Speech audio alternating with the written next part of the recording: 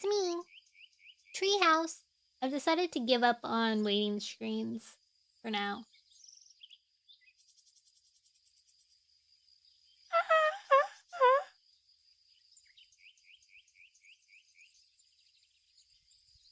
First, oh, I forgot to fix that. Whoops. Hold on. Stream elements. I can do that while I wait for things to load. Darn! Hi! Hello. Hello. How are you guys today? My dang mic is in a weird spot. I think I need a new arm. A better arm. Mine, I don't think it's meant to... Thank you for the resub! That was my third favorite Noelle. Who's the second? Ah! Hello. Edit. Let's see. Mwah!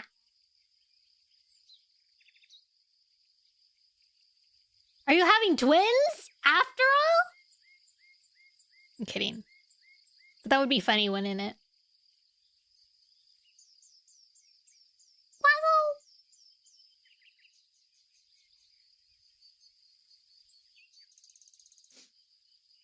Noelle 1, Noelle 2. And you don't know until you tell the first one comes out. There is Delta Rune Noelle. That's why Dunn calls me Noellers a lot. He thought that I had named myself after Delta Rune Noelle. But in fact, I did it because of alliteration. Hi, Fever Dream! Woohoo! How's my YouTubers? Nope, no one's on YouTube yet. Mwah! Thank you for the kiss! Right now, we're having some trouble getting it to work, but... Oh my gosh! Hi, Ice Cream Plague! Plague! Thank you for the follow! You're streaming by Misia?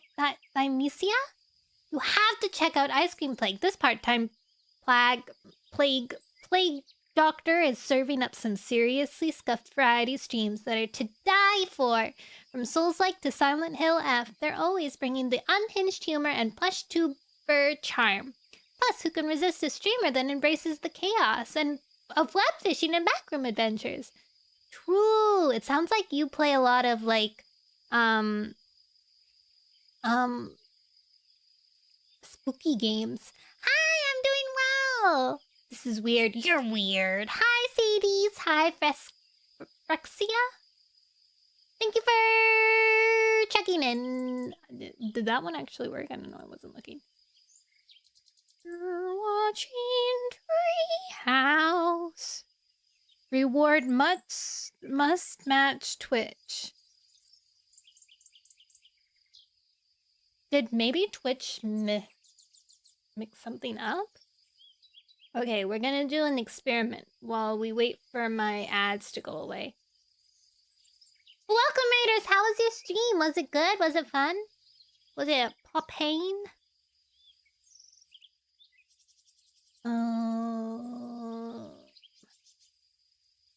Creator dashboard. Monetize. No. Viewer rewards. There we go. Okay, what we're gonna do is we're going to change edit. We'll do first with first. I'll just make it first. Save. Then we'll go over here. Actually, I should have done one that wasn't first. Oh well. Save. And no one can test that because I was a silly goose. We'll do a lurker check-in. Okay, lurker check-in. Save. Then we'll go here. And we'll go here. And we'll go there. And then we'll save. You're cute. Thank you. Let's see. Did lurker check-in work? Wait, do it again. I hadn't pressed save yet. I cannot cheer my own channel. Well. Woohoo! Lurker check-in. Still doesn't work. Am I gonna have to, like, redo them all? Well, that's stanky. Test bubble. I know you work. I know you work, you foolish little thing.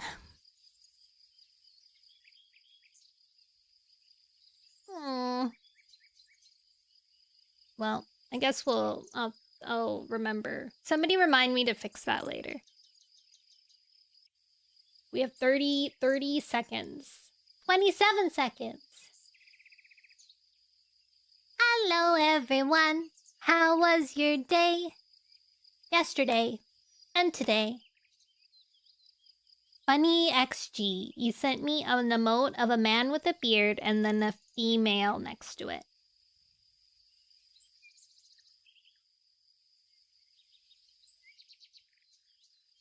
Everybody wants to be a cat. Will this actually take me to my Twitch? Oh, nice. Okay. I was worried that it would never do that. Guys, I need to start... What the...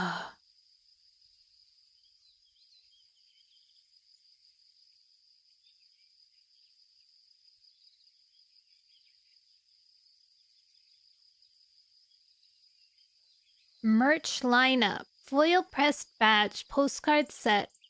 This Niji... Whoa. You're gonna pay $450 for a hand-drawn print? I don't think it's hand... I mean, I guess it is hand-drawn, but it's just a... It's like a print, specifically. It's very pretty, but...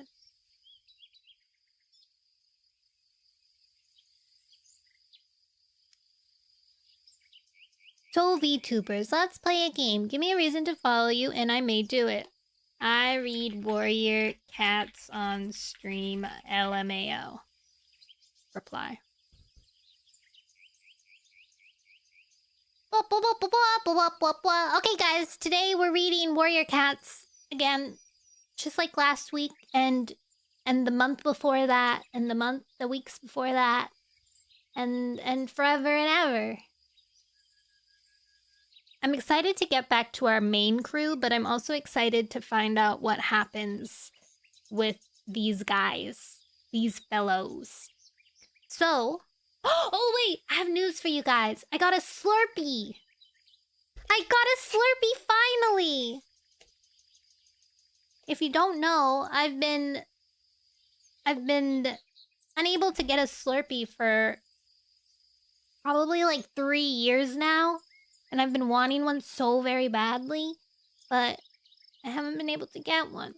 And then today when I was ordering Uber Eats, they asked me if I wanted to do one of those like add-on things where they're like, for free, you can add on another place that's close by. And I was like, yeah, Slurpee. It's good. It gave me a tummy ache, but it's good.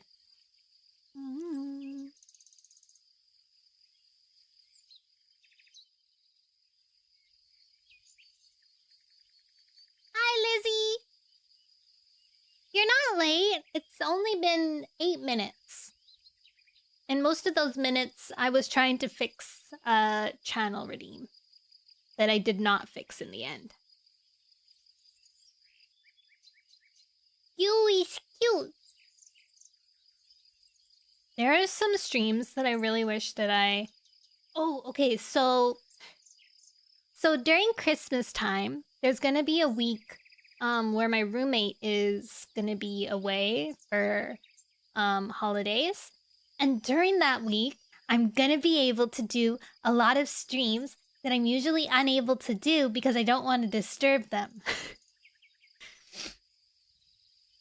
So, potentially we'll have the This Is a Song That Never Ends stream. We might have a karaoke stream. Maybe like a Christmas carol. We could do like a Christmas caroling stream.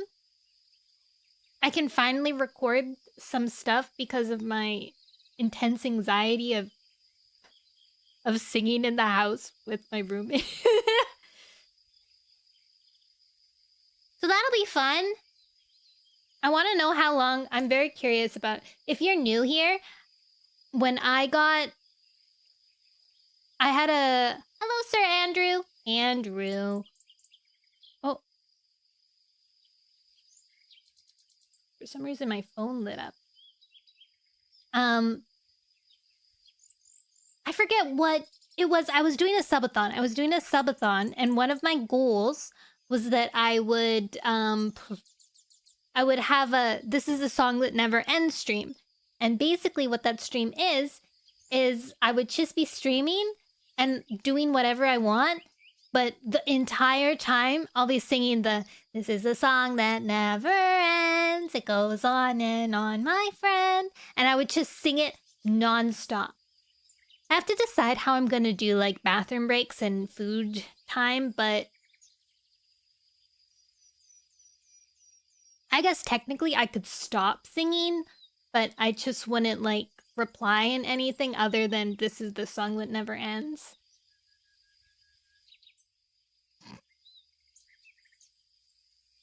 I wonder how long I can go. I mean, at some point, it doesn't really matter what I'm doing. I could just be kind of like laying on my desk singing it.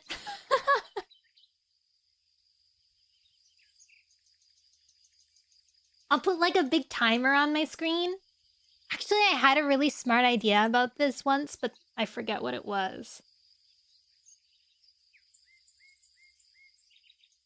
Oh man, I should have written it down. It was gonna be really fun.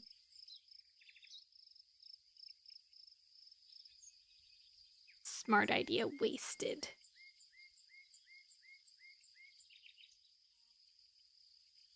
Maybe it'll come back to me. Anyways, okay. Let us begin reading because it is a reading stream. And I want to read. So, previously on Warrior Cat, A Forest Divided, BRB, okay! What happened? It's snowy, it's the forest, it's the winter season, and it's very snowy. They all got a dream about reminding them that they need to follow their words, which is like to spread like the blazing star. And Clear Sky was like completely and utterly convinced that for somehow to spread like the blazing star meant that his younger sister, who was telling him about it, was saying, we have to join together like a flower around the flower, and thus we will spread and blossom. That's what he interpreted it by saying. So he was like completely convinced. He was like, oh my god, we all have to join together as a giant clan. So he ran to Greywing's moorland, the moorland where his brother resides in, and he was like, oh, on his way he caught like a rabbit. Is that important? Kind of. Then he came in and he's like, hey guys, I think we should join together as a giant clan. And they're like, why? And he's like, well, my little sister in the dream told me to. And then the other two, there are three cats in that clan that also get the dreams from the spirit cats. And they're like, that's not what they said. They said we were taking too long and we have to spread like the blazing star. And then he was like, yeah, we have to join forces together. Open the door. I don't know what that is. I'll have to look it up. And so Jagged Peak, their younger brother, was like, you know what? We need to get this. Everything Clear Sky says is true and everyone else is wrong. Yeah, always. And Jagged Peak was like, all right, guys, we're just lollygagging around. It's cold here. My babies need a nice place to live. They need more food. You guys suck. I'm gonna push this forward. So he came up and he was like, everybody cast stones, decide where you want to live, and then we're gonna go live there. He just was like, let's get down to business. So that's what they did. They casted some stones. Everybody divided between the pine trees, Clear Sky's camp in the forest, and River Ripple's camp, which actually I think only 2 cats went to River Ripple's because they really wanted to fish. This meant that Greywing was going to the pine trees with Tall Shadow. Jagged Peak to the pine trees and his mate, and then Holly's friends, the kits, Pebbleheart, and then Pebbleheart's siblings, Sparrowfur? No, Sparrowfur and Owl Eyes decided that they would move away from... They would split apart from Pebbleheart and Greywing and go to live in the forest with Clear Sky. Hi, Q20, and hi, Kamaboko. Welcome in. Is your icon a monkey? I love monkey. Monkey. Monkey. Clear Sky was kind of like, grumble, grumble. He was like, well, at least we got some people. Not all of them yet. So then they split up. When they were starting to head out... Oh yeah, also there was a badger attack. And Clear Sky got busted up a little. When they were on there, they were starting their trip. Greywing caught a whiff of something, like rogue, so he followed the smell. He was like, oh, I'll be right back, guys. So he went to go discover, and he found out that there's this rogue. 2 rogues, and they're being tracked. One of the rogues is like, go track that group of cats. And then the cat that's listening is really scared, and she's like, okay, I'll go.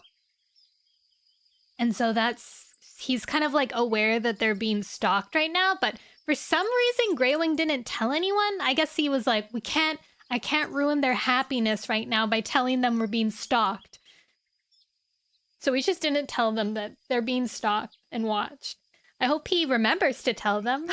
Maybe the next day or something? I don't know. Welcome back, Eriko! Oh, wait, it's you! Wait, are you cute? Wait, no, that just is a coincidence.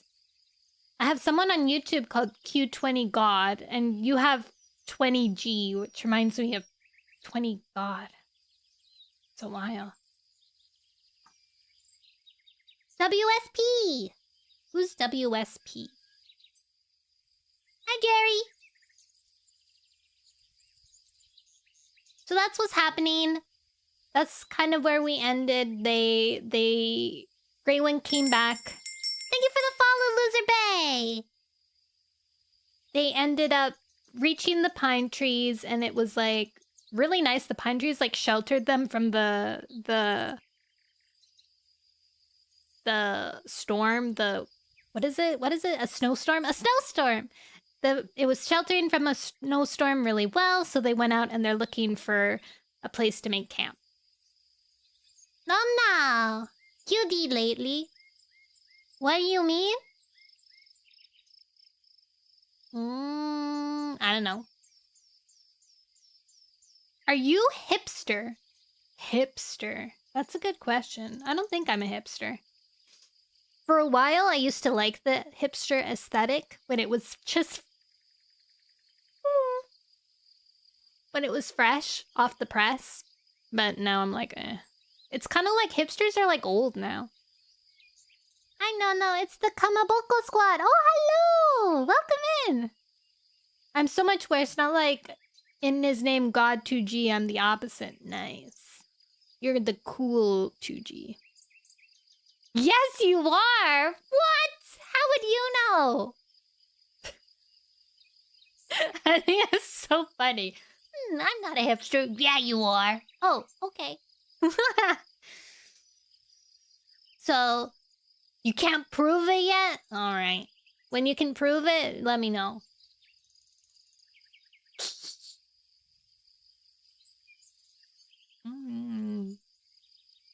That's what we're up to. In the book. I'm gonna start reading now. And as always, I might be a bit bumpy in the beginning, but I'll gain pace. And also, if I'm not replying immediately, it's because I'm reading. But I'll try to reply every now and again. You're in another stream right now. I can see you. What? Whose stream am I in? Someone listening to me listen? I mean, listen to me talking about warrior cats?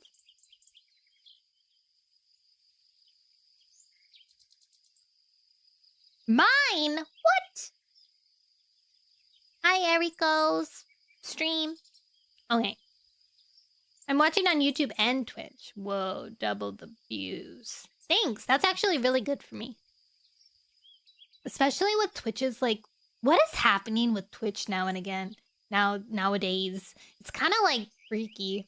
Hello! Moko! You made your name even longer today. Your noob Moko Moko is not having a goot.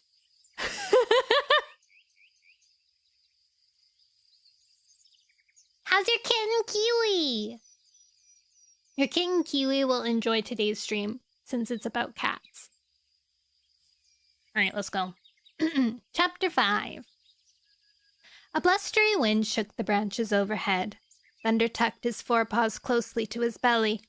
Beside him, Clear Sky huffed. Are you cold? No, Thunder lied, bunching his muscles to hide his shivers. They were sitting at the edge of a small clearing not far from the camp, watching Acornfur train Owleyes and Sparrowfur how to hunt in their new woodland home. Clear Sky wanted to see how well his recruits were adapting to forest life. Thunder brushed out his fur. The sharpness of the leaf-bare chill had eased in the past days, but snow clouds had turned to rain, and dampness dug deep into his thick pelt. It wasn't raining now, but the trees still dripped from the last downpour. Fallen leaves were matting into wet clumps, making the forest floor slippery. Try again, Owleyes. Acornfur had laid a dead mouse near the edge of the clearing. You need to reach it on one pounce. There are no second chances in the forest, with so many hiding places for prey. As Owleyes crouched behind the roots of an oak, Thunder saw that the gaze he fixed on his quarry was anxious. Sparrowfur paced back and forth impatiently, a tail length behind him. Hurry up! Acornfur glanced at the brown she-cat with annoyance. Keep still, Sparrowfur. Let your brother concentrate. I want to turn, Sparrowfur complained. The mouse isn't going anywhere, Acornfur told her. It'll be shredded by the time I get to stalk it, Sparrowfur ducked her chin sullenly. Owleyes needs practice. As Acornfur spoke, a withered leaf dropped from the branch above them and pattered onto the wet ground. Owleyes' gaze flicked towards it.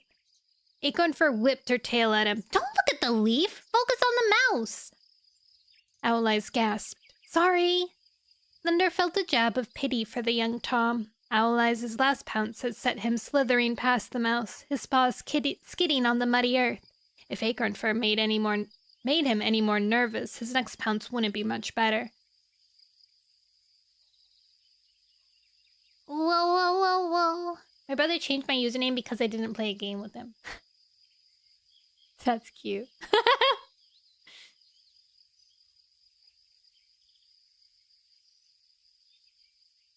Thunderfoot. Oh, wait. Do you have a Discord server? I do. If you press !Discord on Twitch, then you'll get my Discord. It's a good thing he's so alert, Thunder said, standing. You have to be wary in the forest. It's not as easy to spot danger as on the moor. Thank you for your purchase! Krillian, welcome! Oh, I lost my spot again. Acornfur bristled. But he shouldn't take his eyes off his prey every time a leaf falls, she snapped. He'll never catch anything. Owleyes peered up at the shivering branches. I'll get used to it, he promised. His pelt was twitching nervously. Thunder could see that he still wasn't comfortable living beneath a tangled canopy of branches. Thunder crossed the clearing and stopped beside Acornfur. He's young, he murmured into her ear. Remember how long it took you to learn your hunting crouch? He winked teasingly. I learned it quicker than you. she retorted. And quicker than Lightning Tail, Thunder reminded her. She purred and turned back to Owl Eyes. You'll be able to tell the difference between a falling leaf and a stalking fox before you know it, she reassured him. For now, concentrate on the mouse. I'll warn you if I smell danger. Sparrowfur snorted. This is taking forever! Acornfur called to her. Why don't you see how many different scents you can detect while you wait?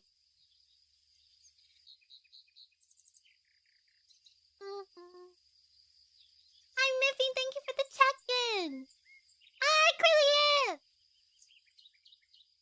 Liz is a cheese. Cheesies. Clear Sky grunted. Counting scents is for kids. He marched across the clearing. Give her something better to do. Let her hunt real prey. He stopped beside the dead mouse and kicked it, sending it rolling across the forest floor. Owl Eyes never took his eyes off it. Acornfur shifted her paws uneasily. But she doesn't know how to hunt in a forest yet. And she never will if you don't let her practice. Clear Sky nodded to Sparrowfur. Off you go, catch something for the other cats. Sparrowfur's eyes lit up. Great! She turned and headed past the bramble. Wait, you don't know what's out there! Acornfur beckoned to Owl Eyes with a flick of her tail. We'll come with you. Owl Eyes was still staring at the dead mouse. Should I pounce first? Leave the mouse. Acornfur's pelt prickled. We'll collect it on the way back. Thunder saw the reproachful glance she flashed at Clear Sky as she passed and gave her a sympathetic shrug. Clear Sky didn't seem to notice. He was still gazing between the trees, narrowing his eyes. Someone's coming. Thunder pricked his ears as Acornfur herded Owl Eyes and Sparrowfur past the bramble and into a swath of bracken. Paws were pounding over the forest floor towards them. He tasted the air. Lightning Tail! His friend burst from under a low jutting branch and skidded to a halt on the wet leaves. Where's Acornfur? She just left. Is she still training Sparrowfur and Owl Eyes? I promised I'd help. Lightning Tail glanced around. Which way did she go? Clear Sky snorted. Through the bracken. Can't you smell her?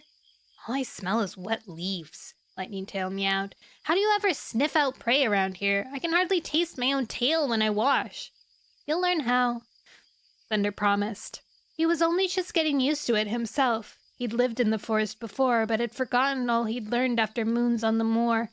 There, the wind had carried only fresh scents. Here, smells gathered and mingled, catching on bushes and lingering in tree trunks. The whole forest tasted musty with decay. Lightning Tail nodded to Thunder. Do you want to join us? No thanks. Hi, Shoya! I know, can't stay in the moment. Bye, Andrew. See you later.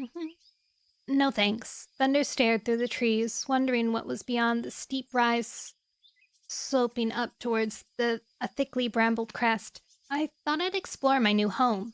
He flicked his tail towards Clear Sky. Do you want to come with me? Clear Sky jerked around. Come with you? I thought you might want to keep me company. Clear Sky narrowed his eyes. Are you planning to show me around my own territory? Thunder tipped his head, suddenly uneasy. That's not what I meant. I just wondered if you wanted to come along. Clear Sky cut him off. It's time I patrolled my borders. He lifted his tail. Perhaps you'd like to keep me company. Oh my god. Thunder's like trying to reach out to his dad. He's like, hey, you want to take a walk with me? We can catch up. We can chat. You know, like he's low-key saying that. And Clear Sky's like, what? You trying to up me? You trying to show me the way around here? I'm the leader here. What do you want? And he's like, he's so silly. Will the Discord on YouTube? The Discord will not work on YouTube. There's no bot there that'll prompt it. I'm sorry.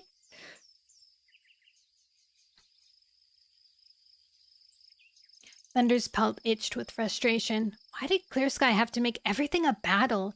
He is the leader, he reminded himself. Let him lead. He dipped his head. I'd be honored. Clear Sky marched from the clearing. Thunder followed. Lightning Tail leaned forward as Thunder brushed past. Does he argue about everything? He whispered. Yes, Thunder hissed back. Clear Sky could be You can't get it on your phone. That's weird.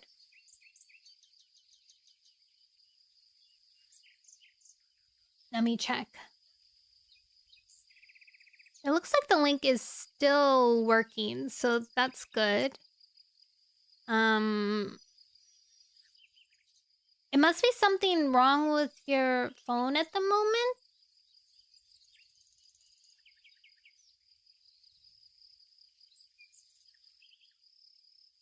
Oh, I lost my... Oh, no, I didn't. Never mind.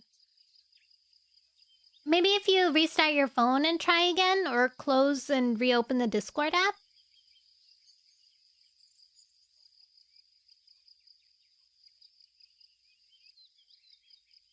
Clear Sky could be obstinate. But they knew that already. Thunder just wished he were better at guessing what was going to make Clear Sky's hackles rise. Dealing with his father was like picking his way through a briar patch. He never knew when he would step on a thorn. Lightning Tail nosed Thunder's flank. You've got more patience than me. Lightning Tail has the hugest crush on Thunder. You can't be.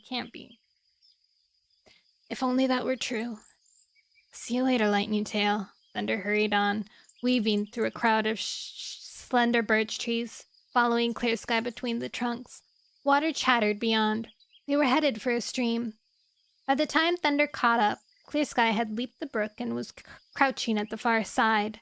Thunder stopped at the edge and watched as Clear Sky leaned down the steep bank and began to lap at the water. The stream had been empty until the snow had melted. Now it washed his paw tips and glittered beneath the bare branches as it snaked beneath the trees.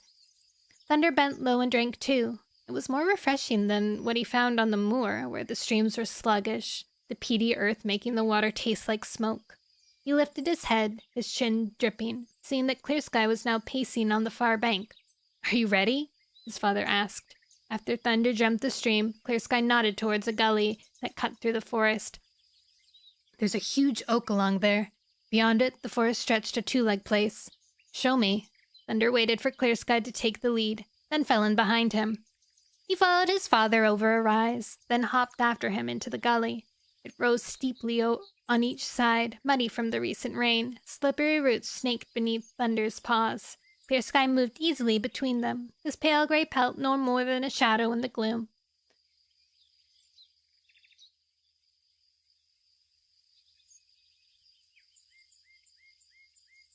Oh, I lost my space.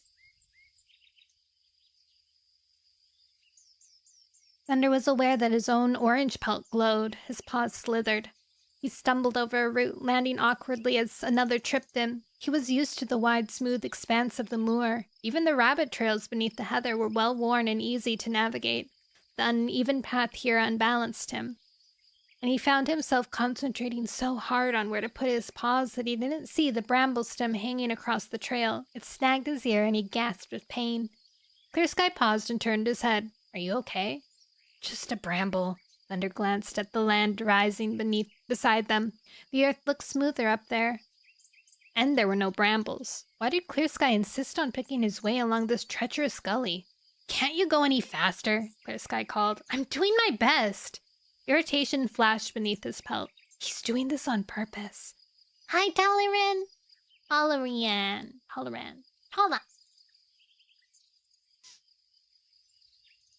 I feel like I'm always mispronouncing everybody's names constantly. Welcome in!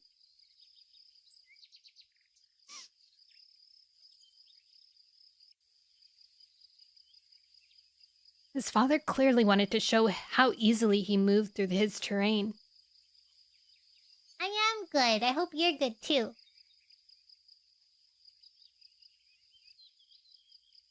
Clear Sky quickened his pace over the root-tangled trail. I'm not playing your game.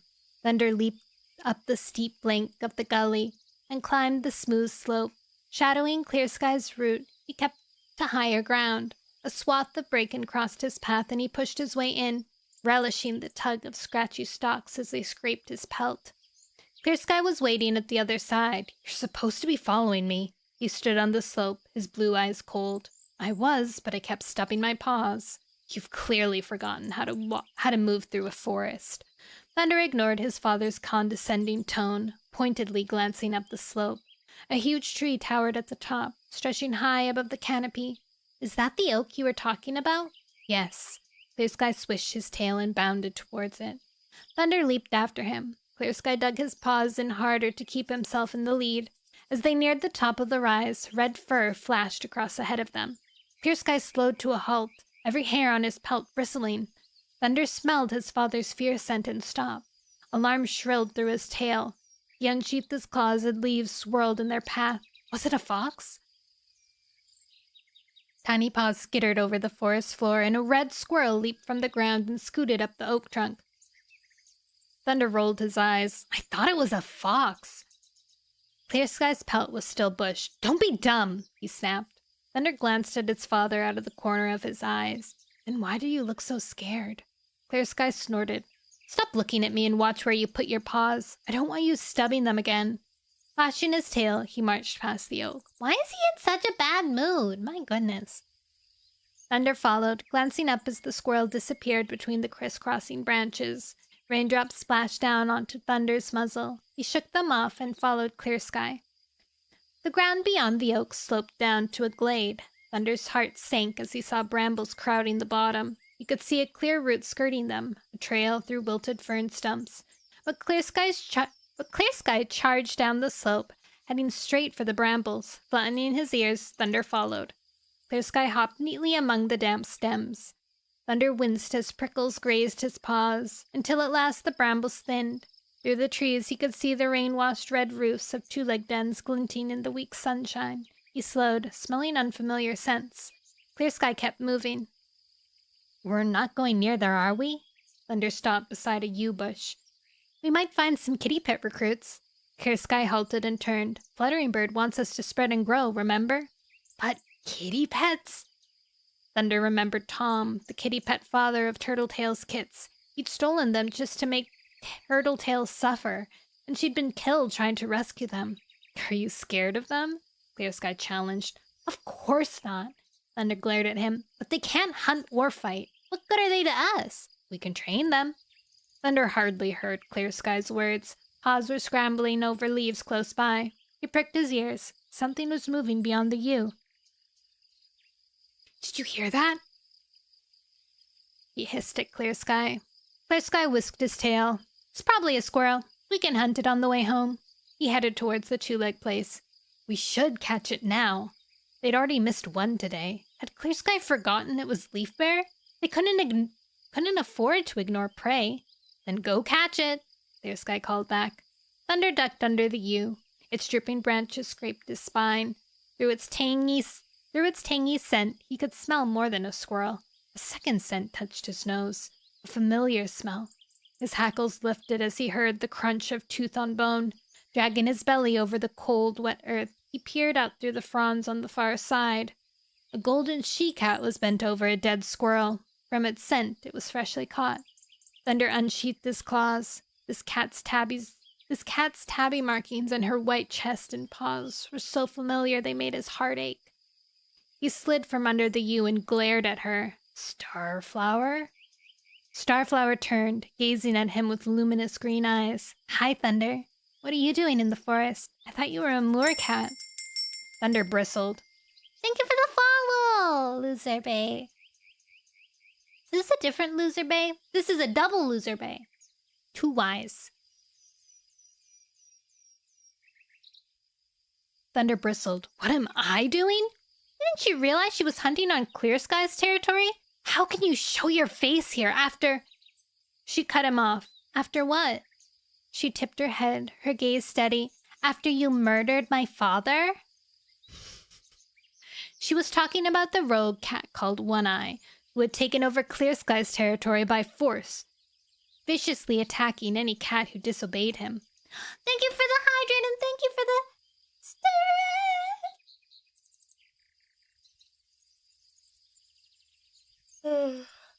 Good stretch. It's you! Can I call you Bay? I don't want to call you Loser Bay. Sounds so mean.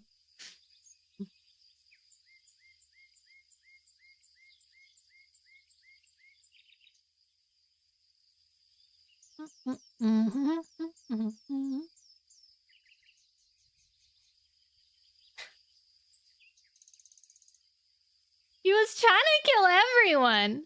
She's like, the way that she answers is like she has a one-up, you know, like, why am I here? You're the one who killed my father. Like, as if he didn't do anything. Siri bot! Oh my goodness. He was so slow.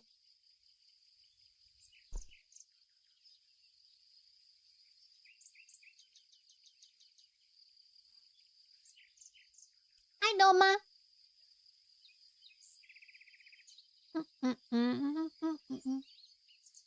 The cats of the forest had to stop him, but Starflower had loved her father despite his obvious faults. Just like I loved her, he thought. He no longer had any feelings for her, though. He was nearly sure of it. It wasn't like that, Thunder insisted. Really? Starflower swished her thick tail and turned back to her squirrel. Thunder stared at her, bristling with indignation. If they hadn't stopped them, One Eye would have killed every cat on the moor. Starflower glanced at him. Do you want a bite? Heat flashed beneath Thunder's pelt. A bite? Are we allies now? Don't you care about anything?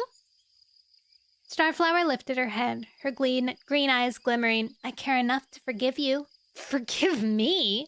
Thunder snorted. You're the one who betrayed us. And you're the one who helped kill my father.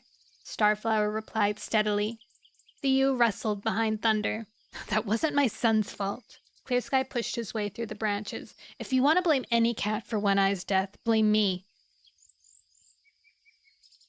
Starflower's gaze flitted thoughtfully over Clear Sky. You're the cat who took my father in, aren't you? Thunder threw a warning look. Clear Sky wouldn't want to be reminded of his mistake. He blinked with surprise as Clear Sky dipped his head. Yes, that was me. How can he be so polite? Starflower's hackles softened. That was kind of you. She brushed past Thunder and stopped the whisker from Clear Sky's muzzle. Would you be kind once more and take me in? Thunder stared at her. It's hard for a loner, she went on, her muse silky. I know you don't trust me, but you should. I was loyal to my father to the end. Her gaze flickered briefly towards Thunder. Isn't that true loyalty? Thunder swallowed back in anger. Is she saying I'm disloyal for leaving Clear Sky all those moons ago? He watched his father nervously. Would Starflower honeyed words work on him? Relief washed his pelt as Clear Sky shook his head.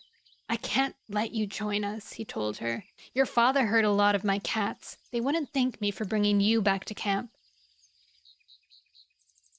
Starflower blinked slowly at Clear Sky. And what if your cats told you they didn't mind? She asked softly. Would you take me in then? Clear Sky shook his head and turned away. I can't, he growled. Not after what your father did. Thunder saw anger flash in Starflower's eyes. Thunder, please! She turned on him. He tried to avoid her bright green gaze, but it hooked him in. It's gonna be a long leaf bear.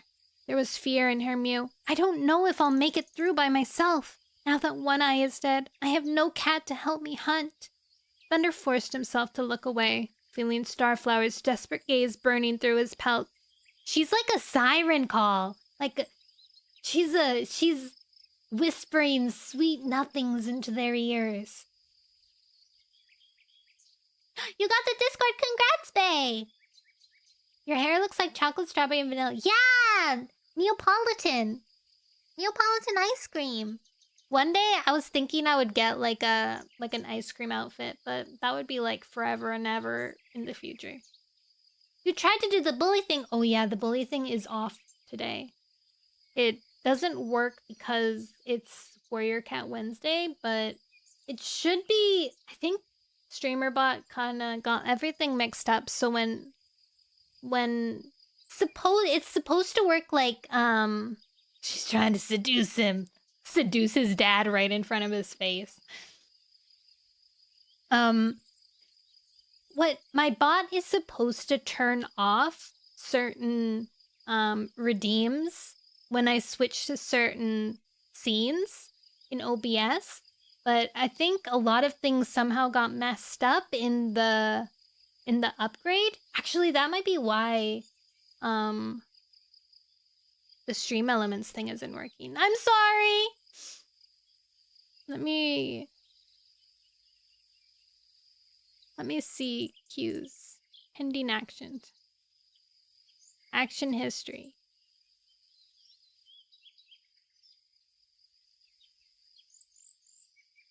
Hi, Moko. It's okay.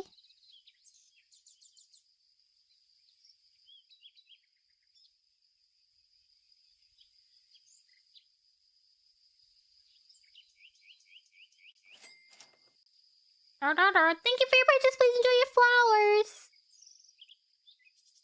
Channel point rewards. Alright, let's see. Paused? No. Enabled? Why are some of them BRB warrior cats? Enabled? I think I have to redo all of this, actually. This is poopy. I don't want to do it all over again. Alright. I'll figure it out.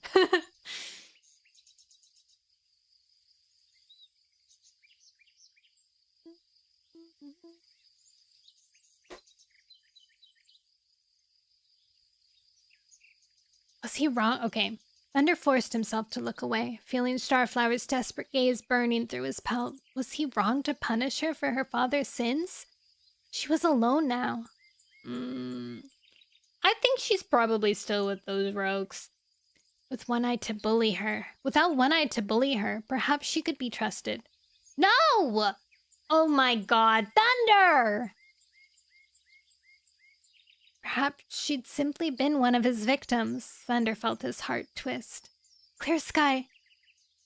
He called to his father. Maybe we should give her a chance. Clear Sky glanced over his shoulder. She's One Eye's daughter. That's not her fault. Thunder knew better than most that a cat didn't have to follow in their father's paw steps.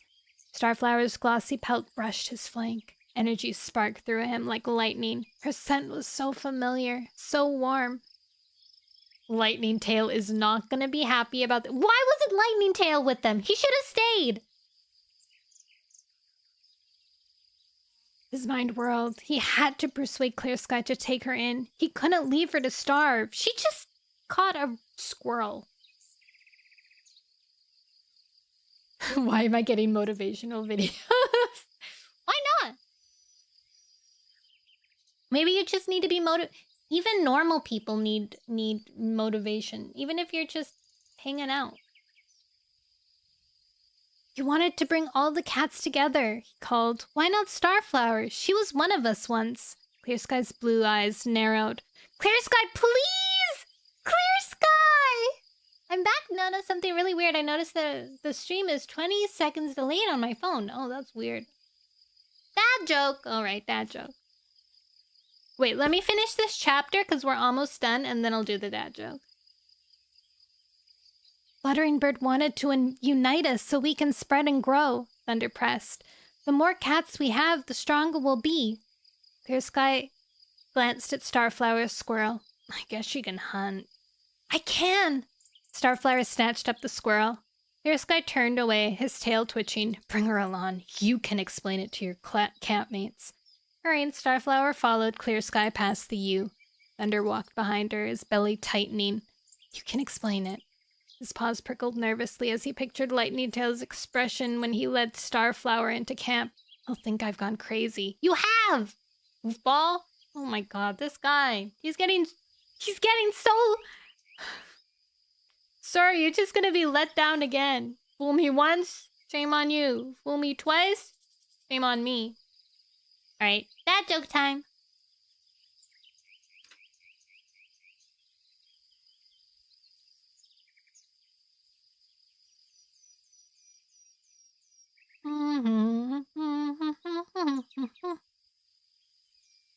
My doctor advised me to cut down on my sodium intake. I took her advice with a pinch of salt. Get it? Because sodium is salt, and then he took the advice with a pinch of salt. Funny.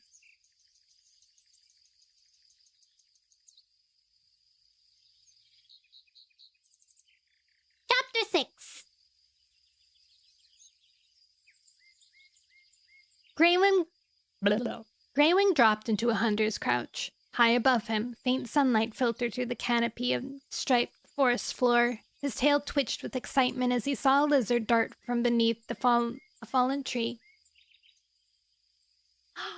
Pizza Pops, yummy! Do I have a server? I do, but I think it's easier to get on my Twitch. I don't know if it's set up on my YouTube. I don't know if you can set it up on your YouTube, honestly. Maybe you can. I don't know. Try doing ! Discord. I think it does only work on my Twitch, but you can try on YouTube.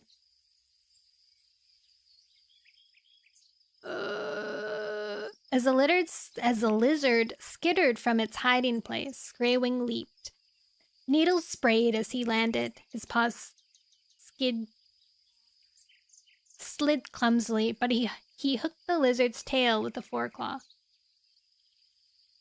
and darted ahead to give it a killing bite. Oh, no space! Exclamation mark Discord, no space. It lay dead in his paws, and he sniffed its scales. They were a strange texture, smooth and slimy, unlike the prey Greywing usually hunted. River Ripple eats them, he told himself, as he lapped at the blood welling at the lizard's neck. Its flesh might feel weird, but its blood tasted just like that of any other prey. Holly's kits might have fun picking at it. Hi, Dan. Alright, I really have to focus. Guys, I only read one chapter and it's been a 1 hour. Oh. Aw, it looks like it doesn't work. Not on YouTube, at least. Hold on. I'll copy-paste what Bay sent earlier on Twitch.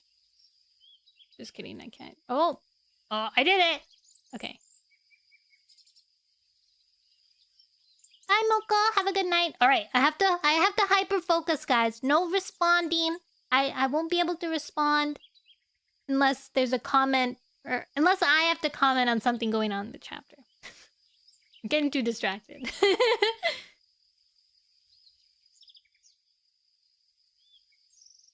Greywing straightened. The tightness in his breathing, which had been bothering him all morning, hadn't eased even when the sun's gentle leaf bear warmth had melted. Leaf Bear? Has a month passed?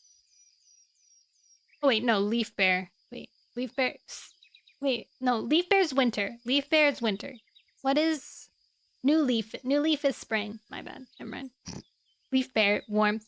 Sun's gentle Leaf Bear warmth had melted the dew from the forest. The fresh tang of pine seemed to tickle the inside of his chest, making him cough and wheeze. He remembered feeling much better in the fresh winds on the moor and, for a moment, felt a sudden longing for his old home that was like a blunt claw snagging at his belly fur. You live here now, he told himself. As he bent to pick up the lizard between his teeth, pine needles swished behind him. He tensed. Thank you for the follow, Dan! Oh my god, you have Michi's guy as your icon. He tensed. Fern? He'd seen no sign of the half-tailed she-cat since they'd arrived in the forest nearly half a moon ago, but that didn't mean she wasn't lurking among the unfamiliar scents and deep shadows of the pine forest. He turned, unsheathing his claws. Hi, Greywing. Pebbleheart padded towards him. Greywing's fur smooth. It's you. Mwah! Pebbleheart's whiskers twitched teasingly. Were you hoping I was Slate? She said she might visit today. No. Greywing shifted his paws, wishing that Slate were the only outsider who came here. He looked forward to seeing the dark gray she-cat from Windrunner's camp on the moor. She had visited the pine forest several times since they arrived, to see how the cats were settling into their new home. She'd offered advice where she could. It had been Slate who suggested they make their camp between two wide swaths of bramble near the heart of the forest. It'd be easy to defend, she told Tall Shadow. Tall Shadow had looked surprised. Against what? Slate had shrugged. Dogs, foxes, two-legs, the woods are like any territory. You'll need a safe heart in your new home. Tall Shadow had looked crestfallen, and Greywing had stepped forward. Tall Shadow has been dreaming about this for a long time. He caught Slate's eyes. Don't spoil her happiness here. But Tall... Oh, congrats! You completely filled your daily concession!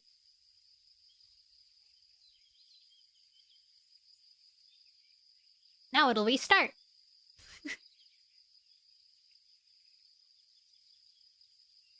But Tall Shadow had lifted her chin. You're right, Slate, she meowed. I've been foolish, trying to imagine that danger won't find us here. Of course we should be prepared. Show us the brambles. We'll build a camp where our kits can play safely. They had built the camp, working hard for days among the prickly stems to shape the swaths into a fierce ring of thorns no intruder would dare penetrate. They threaded stems together, twining bush with bush, until brambles encircled a wide, needle-strewn clearing. Greywing could see it now, beyond Pebbleheart, a dark tangle mass sheltering in the shadow of the pines. You're wheezing. Pebbleheart's observation shook him from his thoughts. My breathing used to ease by sunlight. Greywing glanced ruefully at the sun glittering through the top of the pines. Come back to camp, Pebbleheart ordered. I've got some fresh coltsfoot. You found some? Greywing blinked with surprise as Pebbleheart began to head towards the brambles. It's the last of the season, protected from frost beneath a holly bush. Pebbleheart slowed to let Greywing fall in beside him, next to the Thunderpath. You went to the Thunderpath by yourself? Greywing's belly tightened. You shouldn't... Pebbleheart silenced him with a look. I'm not a kid anymore. You don't have to protect me all the time. Greywing hardly heard him. There was a pain in his chest. Like countless thorns were piercing his insides. He stopped and tried to breathe, but couldn't. Wow. Greywing? Pebbleheart turned sharply. Panic whirled in Greywing's mind. He sank to his belly, stretching his neck as he gasped for breath. The world began to spin around him. Pine needles swished beside his ear, and he felt Pebbleheart's paws pummeling his flank. He closed his eyes and tried to let go of the fear that gripped him. I'll be okay. Slowly, he began to relax as Pebbleheart worked his way along his side, kneading his chest and then his back until Greywing's breathing eased. Thank you, Greywing rasped. Pebbleheart turned to leave. I'll bring you some coltsfoot. Wait! Greywing heaved himself to his paws. I can come with you. He didn't want to seem as helpless as prey. Your breathing's been bad since we came here. Pebbleheart gazed at him gravely. I think you should eat coltsfoot each morning. Do you have enough to spare? A long leaf bear stretched ahead. What if another cat needs some?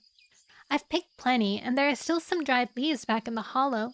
Pebbleheart pressed his shoulder to Greywing's. Are you ready? Greywing nodded and padded forward. He's gonna have to move back to the moor. He must be allergic to the pine. Trying not to lean too heavily on the young Tom. He's taking care of me now. It seemed like a lifetime ago that he'd rescued Pebbleheart and his litter mates from Two Leg Place, yet it was hard to let go of the protectiveness he felt for Turtletail's kit. Should he warn him about Fern? And about Slash, who'd sent her to spy? No, not yet. There'd been no sign since... Wait, he still hasn't told them? Bruh. There'd been no sign of Fern since they'd arrived. Perhaps the rogue had never come to the pine forest. Greywing hoped that she had used her chance to escape Slash and run, far away from here. You go first. Pebbleheart stopped in front of the bramble tunnel that led into camp. Greywing ducked and padded through. Tall Shadow and Jagged Peak sat near the far end of the clearing, their heads bowed in quiet conversation. Holly was rearranging her nest's moss lining while the kits tumbled in the pine needles behind her. Mudpaws and Mouseier were sharing tongues in the shadow of the camp wall. Hi, Greywing! Mouseier looked up. Did you catch anything? My catch! He'd left it behind. A lizard, he croaked. Mouseier hopped up and padded closer, stopping beside Greywing. Cats can eat lizards? Rivel Ripple does, Greywing told him. Mouseier wrinkled his nose. Guess we can't be choosy. He tasted the air. Where is it? I left it outside camp. Juno's turned from her game. Can we go get it? Who's Juno's? She glanced excitedly at Eagle Feather and Stormpelt. Who the heck are these two? 3?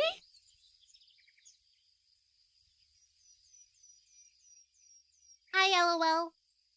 Thank you, Dan.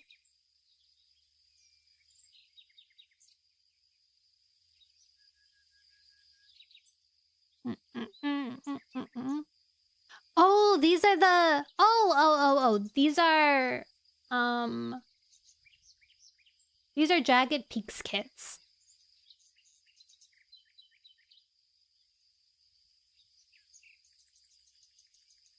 Holly straightened. Only if Mouseier goes with you. She looked across the clearing to the tabby Tom. Is that okay? Mouseier purred. Of course. He switched his tail happily as the kits charged towards him. Which one of you is going to carry it back? Me! Dunos pelted from the bramble tunnel. Eagle Feather was on her tail. Not if I find it first. Mouseier waited for Stormpelt to catch up. While those two are racing around, he whispered to the solemn young... Wait, what's happening? Stormpelt is like the shy little baby brother. He's so cute. Mouseier waited for Stormpelt to catch up. While those two are racing around, he whispered to the solemn young kit. We'll find it and you can carry it home. Stormpelt's whiskers twitched and he trotted towards the camp entrance. Don't let them out of your sight, Holly called. Mouseier flicked his tail as he ducked into the tunnel. I won't. Pebbleheart was already at the far side of the clearing, squeezing beneath the brambles. He wriggled out a moment later, a soft green leaf hanging from his jaws. He hurried back to Greywing and dropped it on the damp ground. How are you feeling? I felt better. The pain was gone, but Greywing's chest still was tight. He was relieved to see the colt's foot. Crouching, he began to chew on the leaf stalk, its familiar bitter tang bursting over his tongue. I'll bring you one to your nest every morning, Pebbleheart promised. I'll come get it, said Greywing, with a jerk of his nose. Irritation prickled in his belly. He knew Pebbleheart was only trying to help, but he hated being treated like an invalid.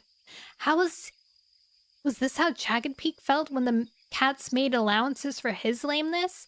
Pebbleheart shrugged. Okay. Tomorrow's a video game stream. Greywing chewed another mouthful of colt's foot and, feeling his chest loosen, sat up. He nodded towards the small hole under the bramble that Pebbleheart had gotten the leaf from. Beside it was Pebbleheart's nest, hardly more than a heap of pine twigs lined with moss. You must be cold sleeping there, he observed. We should build you a den. I'm no colder than any other cat. Pebbleheart pointed his muzzle towards the nest dotted around the edge of the clearing, twig piles like his own. Greywing lay beside tall shadows, a few tailings from Mudpaws and Mouseiers. Holly and Jagged Peak had made a large nest on the other side of the clearing where they could wrap themselves around their kits and keep them warm. Greywing narrowed his eyes. If we unraveled the longest bramble stems and pull them away from the bush, we could use them to weave shelters around our nests. Holly pricked her ears and patted closer. That's a good idea, she meowed. I worry about the next snowfall. There's no broom of gorse here to shelter under. Pebbleheart met her anxious gaze. I was planning on digging out earth beneath the brambles. I thought I could hollow out a den that way.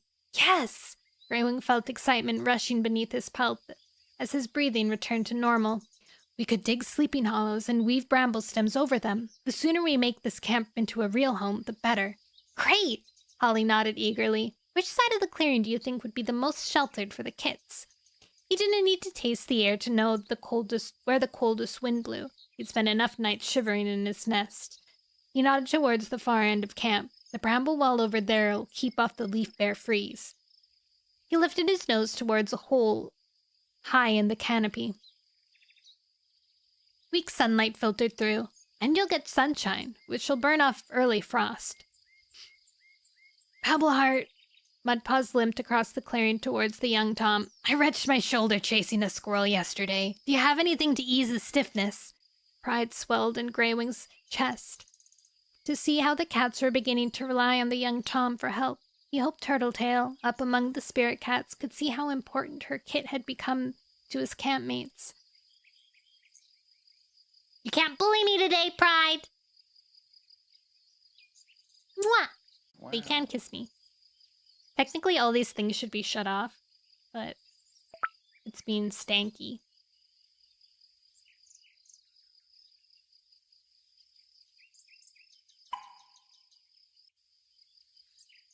A comfy lining in your nest should help, Pebbleheart told the brown Tom.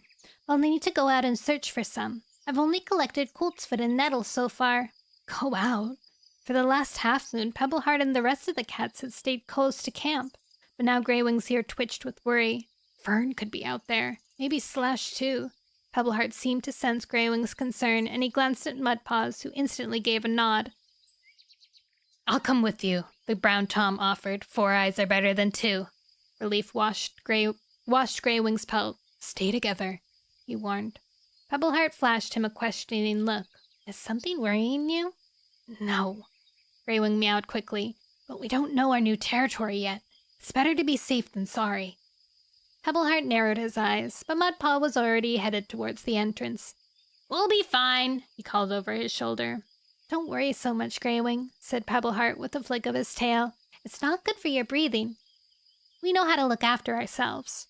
Greywing watched Pebbleheart trotting after Mudpaws and tried to ignore the anxiety worming in his belly. He nodded to Holly. Let's see if we can start weaving a shelter for your new nest. He headed towards the far end of camp, Holly at his side. As he passed Tall Shadow and Jagged Peak, they looked up from their conversation. What are you doing? Jagged Peak eyed Holly. Greywing's helping me build a den for the kits. Jagged Peak's fur rippled along his spine as he padded forward. They're my kits, he meowed sharply. I'll build their den. Frog, calm down. Hi, Andy. You're married. Oh my goodness. Why did you blow a kiss then? My gosh. For me to eat? Holly moved aside as he pushed between her and Greywing. Greywing says this end of the camp will be the warmest, she told him. Jagged Peak didn't answer, but began sniffing around the bramble wall. Greywing backed away. If Jagged Peak wanted to take charge, why argue? Juno, Stormpelt, and Eaglefeather were his kits. Let me know if you need some help, said Greywing, giving Holly a polite nod. Turning, he noticed Tall Shadow gazing at him. She looked uneasy. Before he could ask if anything was wrong, the camp entrance rustled loudly. A familiar scent touched Greywing's nose. Slate! The amber-eyed moorcat was padding into camp. She dipped her head low to Tall Shadow. I hope you don't mind my visiting. Tall Shadow padded from the edge of the clearing. We're always pleased to see you. Greywing hurried towards Slate. How are Windrunner and the kits? They get bigger every day, Slate purred. They're desperate to explore outside the camp, but Windrunner won't let them. She lowered her voice. I think Gorsfur thinks a little fresh air will use up some of their energy. But Windrunner just sticks out her tail and frowns. There's no arguing with her. Aren't her kits her kits will be pretty old now. They're older than Jagged Peak's kits by far. 101 popcorn balance. Thanks, I will have a great stream.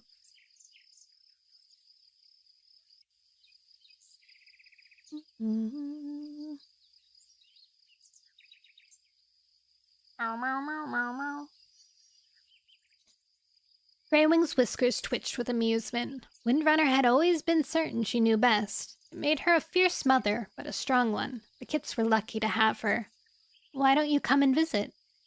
The moor? Slate's question took Greywing by surprise.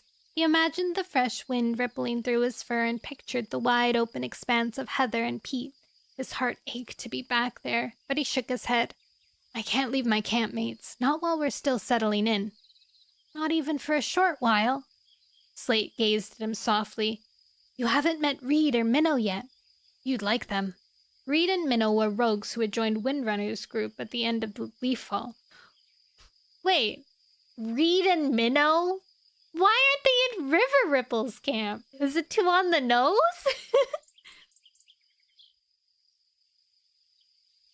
Longing tugged in Greywing's chest. Tall Shadow flicked her tail. Why don't you go, Greywing? We can manage without you. Greywing shook his head. Perhaps if he hadn't overheard Slash and Fern, he'd go with Slate, just for a day. But he couldn't leave his friends when he knew that danger was stalking him among the shadowy pines.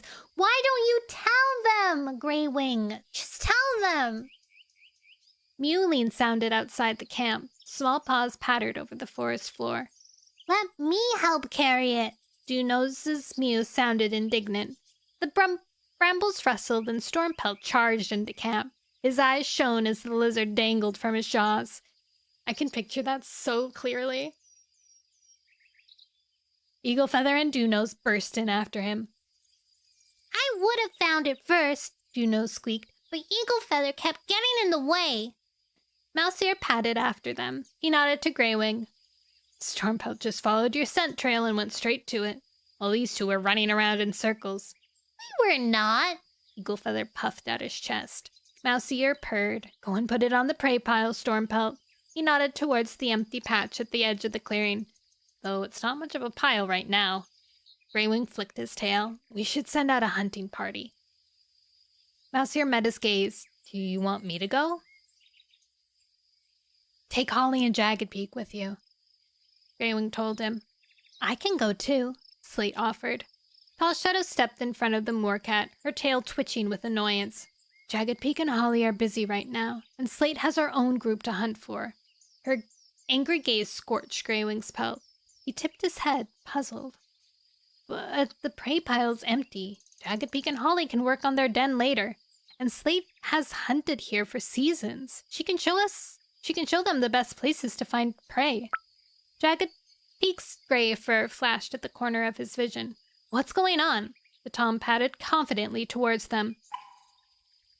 Greywing was organizing hunting parties, Tall Shadow growled, straightening up. I don't think it's your place to make such decisions. Jeez, what is going on?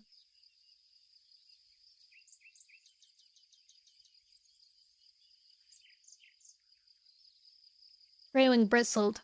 Mouseear offered, he pointed out. I just didn't think it was safe for him to hunt alone. Jagged Peak lifted his chin. Tall Shadow's right, he meowed. You gave up leadership. You can't try and take it back now. Shock flashed through Greywing's pelt. I wasn't... Tall Shadow huffed. You've been giving orders ever since you returned to camp. Greywing blinked at her. I'm only trying to help. I'm leader here, Tall Shadow snapped. I brought this place to us. But words died on Greywing's tongue. He knew how much coming here had meant to Tall Shadow. He supported her decision to come to help her build a safe home. He'd spent every day watching out for Fern and Slash. He just wanted to keep his clanmates safe. I'm sorry, Greywing, Tall Shadow's mew softened, but you've looked after the cats long enough. You're not as strong as you used to be. She thinks I'm weak. Greywing lashed his tail as she went on. It's time you let stronger cats take charge. You're not our leader anymore. I'm just as strong as any cat, Greywing hissed. How dare you stay? He stopped, a familiar scent drifting through the brambles. His pelt bushed. Fern! He pricked his ears and heard pine needles swish beyond the camp wall. That rogue is spying on us. He raced for the camp entrance. Greywing? Slate called after him. Don't go! Tall Shadow's mew was sharp with worry. I was only thinking of your health. Greywing flattened his ears as he scraped through the bramble tunnel, opening his mouth to taste the air. It was definitely Fern. He scanned the shadowy forest floor. A dark shape darted past a pine tree and ducked into a clump of bracken. The mouse-hearted rogue was running away. Greywing raced after her, hackles raised. Tall Shadow had no idea about the dangers lurking in their new home. I'll show her that I'm not too weak to protect my clanmates. I don't think I understand what I said. Right? Like, it's kind of weird.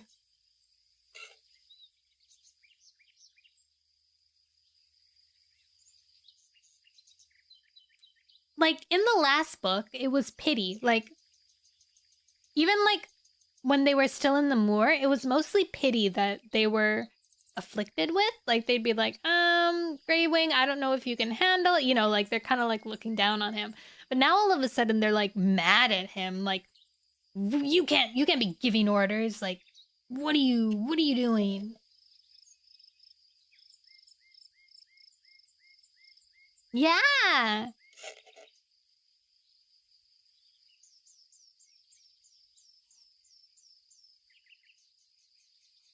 Like, he's just, like, even if he's just helping out, you can just be like, I think that we'll do this instead. And since he's not the leader, he won't get the final say, so it's fine. But the fact that they're like, Greywing, this is a dumb idea. You're like, this isn't good. You need to go sit down or whatever, right? Like, they're so strict at him. Honestly, I think that might be why Greywing's not telling them about Fern and Slash. I think that having that to himself gives him a sense of purpose within the clan. Because right now, he doesn't have a sense of purpose, especially the way that everybody's treating him. He's like, if I have Fern and Slash with me right now, I know that I'm keeping them safe. I have something that they don't know. I can protect them. I'm looking out for them. When they find out that Fern and Slash have been hunting them and I've been taking care of them this whole time, they'll look up to me again. You know, like that kind of feeling. Should I do screensaver? Yeah, you can do screensaver. It makes all the pop goes fly about. I think I've done that too in the past, you know, like hoarding information. Just so it makes you feel good, you know? You're like, I know something they don't know. And it's a big thing that's going to impact everybody. And I know it. It gives you a good sense of power. Me with Warrior Cat Wednesdays. Is that you knowing what's going to happen? I know something Nono doesn't know.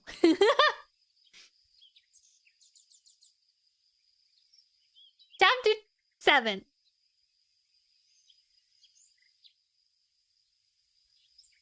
Which way had Fern gone? Greywing wondered. The rogue's scent was still fresh.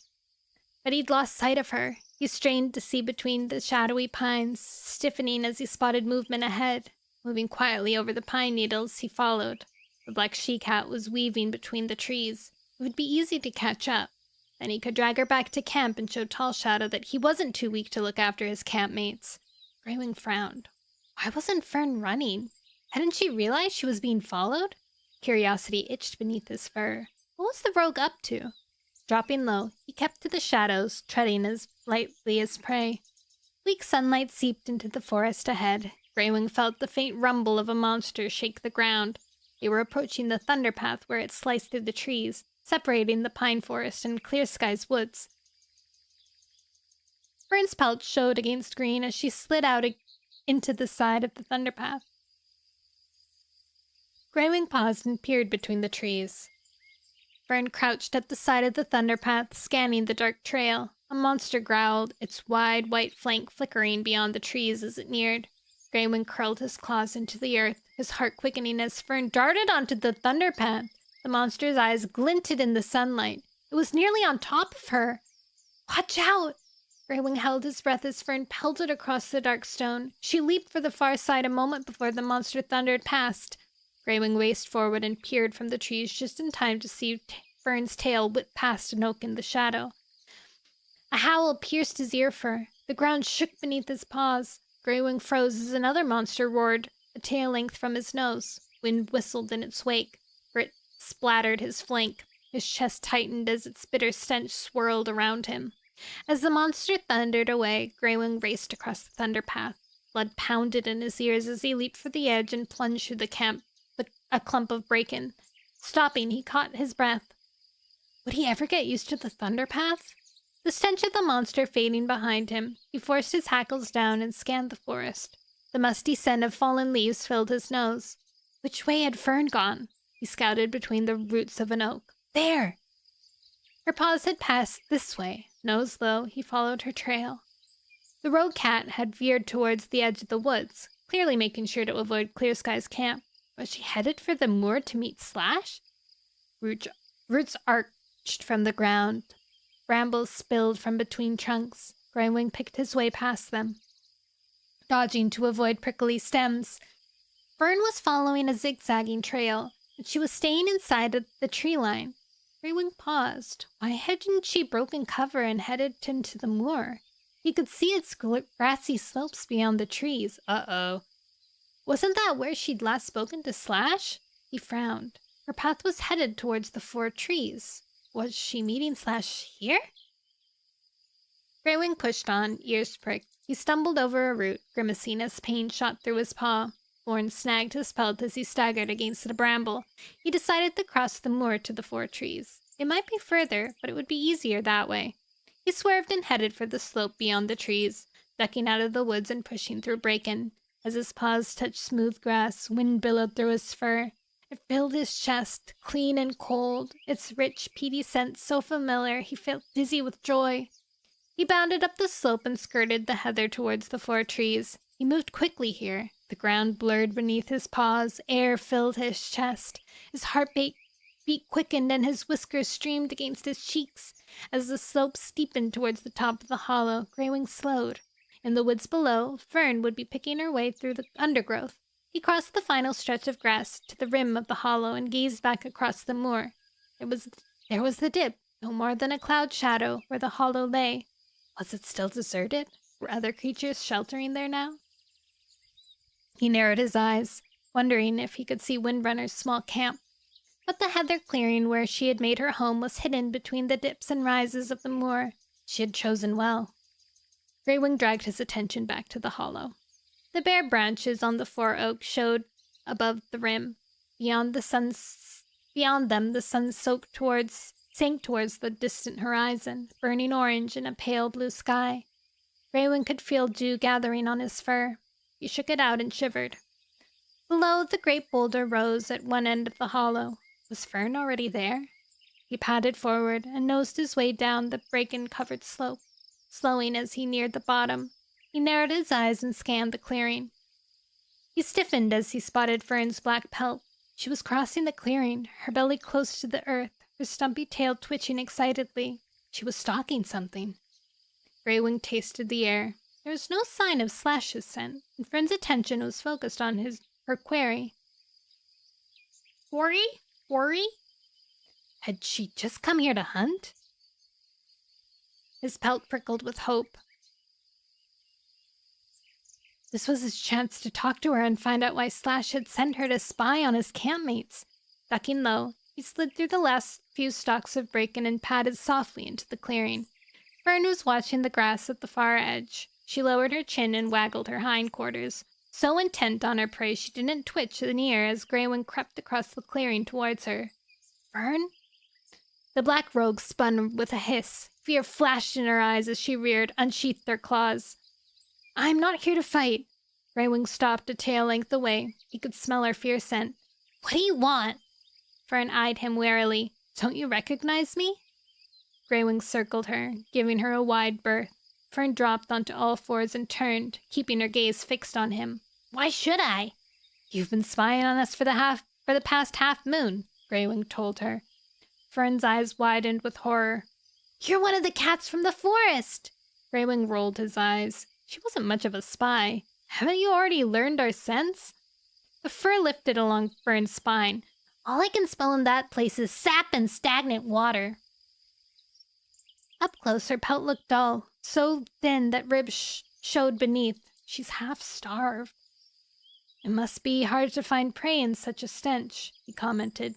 She backed away. I'm just not used to hunting alone. And prey is scarce since that sickness. Did Slash usually hunt for you? Greywing watched her gaze, seeing fear flash sharper as he mentioned Slash's name. He helped, she said defensively. So what? But now he left you alone. Greywing pressed. You look pretty hungry. Her eyes glittered. I wouldn't if you hadn't interrupted me. I was about to make a kill. She glanced ruefully at the grass. My mouse is probably gone by now. Greywing flicked his gaze across her skinny flanks. You look like you need more than a mouse. Fern lifted her chin. I can take care of myself. I can help you hunt, Greywing offered, like Slash used to. Fern narrowed her eyes. Why would I do that? Because you're starving? Fern stared at him. Slash is a bully. Greywing went on. He's no better than One Eye. How do you know Slash? Fern asked suspiciously. I saw him talking to you on the moor. Fern seemed to shrink beneath her pelt. You shouldn't let him push you around, Greywing told her. What else am I supposed to do? She wailed. If I don't do as he says, he'll kill me. Greywing padded slowly closer. That doesn't seem fair. He's left you to starve. He jerked his muzzle towards the empty clearing. I don't see him looking out for you. What if I was dangerous? What if I was a dangerous cat? You look too weak to fight. And you're lucky you made it through Clear Sky's territory unnoticed. My brother doesn't think much of spies. I didn't have any choice, she snapped. Her gaze darkened suddenly. You won't tell Slash you've seen me, will you? Why would I talk to Slash? Greywing asked, leaning closer. Fern backed away, trembling. I'm not gonna hurt you. Oh, I'm not gonna hurt you. Did this cat believe... Oh wait, no, that was him. I'm not gonna hurt you. Did this cat believe all Toms were as bad as Slash and One Eye? Probably. Then leave me alone! Hissing, she batted a weak paw towards him. He dropped into a crouch. A small brown shape moved between the stems. Oh wait, I missed a bunch of things. Greywing easily ducked out of the way. You need food. You're as weak as a newborn kid. Wait here while I hunt. He hurried across the clearing and dived into the long grass at the far side. Opening his mouth, he tasted for prey. His tail tip flicked excitedly as he caught a musky scent. Sniffing his way along its trail, he saw the bracken twitch in front of him. He dropped into a crouch. A small brown shape moved between the stems. It was rooting among the fallen leaves. Mouse! Bunching up his hind legs, he leaped and slammed his paws onto the startled creature. It fell limp beneath him, giving up without a struggle.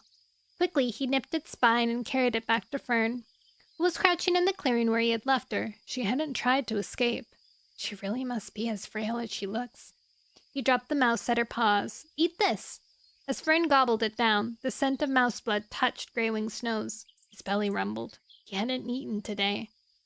As the last morsel disappeared, Fern licked her lips and sat up. What's your name? Greywing stared at her. It's Greywing. Thank you, Greywing, she said. She looked down for a moment, then back up at him. Greywing shrugged. I need you to do something for me in return. Her eyes flashed with fear. What? Try to persuade Slash he's wasting his time with us, he told her. How? She frowned. I don't know. Frustration itched beneath his pelt. Tell him we've made a strong camp, that we're dangerous, that he never win a fight with us. Greywing gazed at her. Just convince him. Fern tipped her head. Slash would never believe that there are cats he couldn't beat, she muttered bitterly. Her eyes suddenly lit up. But I might be able to distract him. Greywing leaned closer. Distract him? I could tell him you've been hunting beyond the pines. Once he hears you found a fresh new source of prey, he'll want to see it for himself. He's always been greedy. How will that help? Greywing narrowed his eyes. It'll give you time to prepare, Fern told him. He's going to make his attack soon. You need to make your camp as strong as you can and practice fighting. When Slash comes, he won't come alone. Greywing shivered, dread hollowing his belly. Slash sounded just like One Eye. What about you? The scrawny rogue could hardly hunt for herself. I'll be okay, she promised. You should stay here for a day or two, Greywing suggested. You don't need to spy on us anymore, and there's prey here. Catch as much as you can and grow strong. Fern nodded. I will. Greywing searched her gaze. Could he trust the she-cat to keep her word? Did she have the courage to lie to Slash and send him searching beyond the pines for prey that didn't exist? She stared back at him, hope glistening in her gaze. He realized he had no choice but to trust her. Good luck. Turning, he padded to the slope and headed towards the moor. He wanted one last look at it before he returned to the pines. He wove between the brambles and climbed over the top. The moor was bathed in everything sunshine. Above, the sky was in evening sunshine. Above, the sky was streaked purple as the sun slid behind the trees. Greywing padded across the grass, which felt softer after the needle-strewn floor of the forest. A brisk, chilly wind lifted his fur and prickled at his flesh. Breathing deeply, he drew in the familiar fragrance of heather and stone. Rabbit scent touched his nose. Excitement tingling beneath his pelt, he scanned the slope below. A young rabbit was hopping across the grass. It was headed for a burrow, a dark opening in the grass a few tail lengths ahead. Could he catch it before it dived for cover? His belly growled. He charged forward, pounding down the slope, but the rabbit heard his approach and scampered away quickly, the white tip of its tail bobbing over the grass. As it closed upon its burrow, Greywing leaped. He soared through the air, his forepaws outstretched, and landed square on the rabbit. He clamped his jaws around its neck and killed it with one bite. Joy flooded his chest at the scent of blood, as the scent of blood washed his muzzle. The rabbit's body was warm, and he took a bite. That's not fair! A tiny mew made him jump. He sat up, his mouth full. A ginger tomcat was marching across the grass towards Greywing. He was thin-faced and skinny, even though, from the width of his shoulders, he looked older than Eagle Feather and Stormpelt. That was my mother's catch, the kit spat. She was stalking it. He glanced over his shoulder. A dark shape was sliding from the heather. Greywing tasted the air. A she-cat.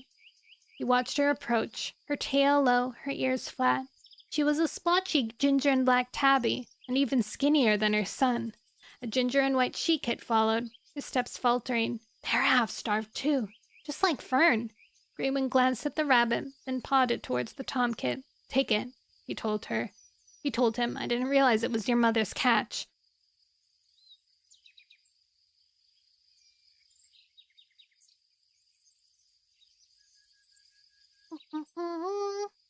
Hi, Tomoy.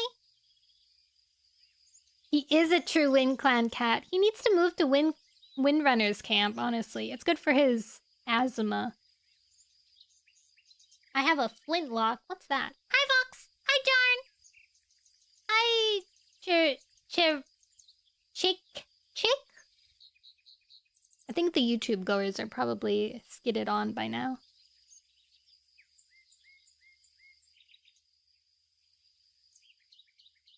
The she-cat stopped as she reached him. You caught it. You keep it. She shooed the tomcat away from the rabbit with a paw. We don't take food from strangers. The she-cat caught up to her mother and pressed, trembling against the tabby's flank. Can't we just take a bite? She gazed at the rabbit with wide, hungry eyes. If he wants us to share. No. The tabby she-cat hushed her sharply. We catch our own prey. Greywing dipped his head. I've been lucky today, he told her gently. This is my second catch. Please, take it. The tabby met his eye cautiously. Your kits are growing and prey is scarce, Greywing urged. He puffed out his chest. I don't need it as much as you. Hi, Andrew. Welcome back, Day. It's a trick, isn't it? The tabby's gaze sharpened. No? Why is this cat so wary? I've met your kind before, she growled. You don't care if weak cats starve. Just want me to take it so you have a reason to start a fight. Greywing noticed the shredded tip of one ear and a scar across her black muzzle. His heart twisted in his chest. I won't hurt you, he promised. He glanced at the ginger and white she-kit. She was so frail, like Fluttering Bird. I had a sister who died of hunger, he told the tabby. I would never let another kit die. She-kit's eyes filled with horror. Are we gonna die? Like Bramble? No, dear. The tabby nuzzled her daughter's ear. Bramble was always sickly. We'll be fine. Greywing wasn't so sure. This tabby looked too weak to hunt. She'd never have caught the rabbit before it disappeared into its hollow. Its burrow. What's your name? He asked her. Milkweed. She nodded to the ginger tom and then her she-kit. This is Thistle and Clover. Their sister Bramble died yesterday. Aww. Emotion glistened in her amber gaze. She has a name. She's going on the list.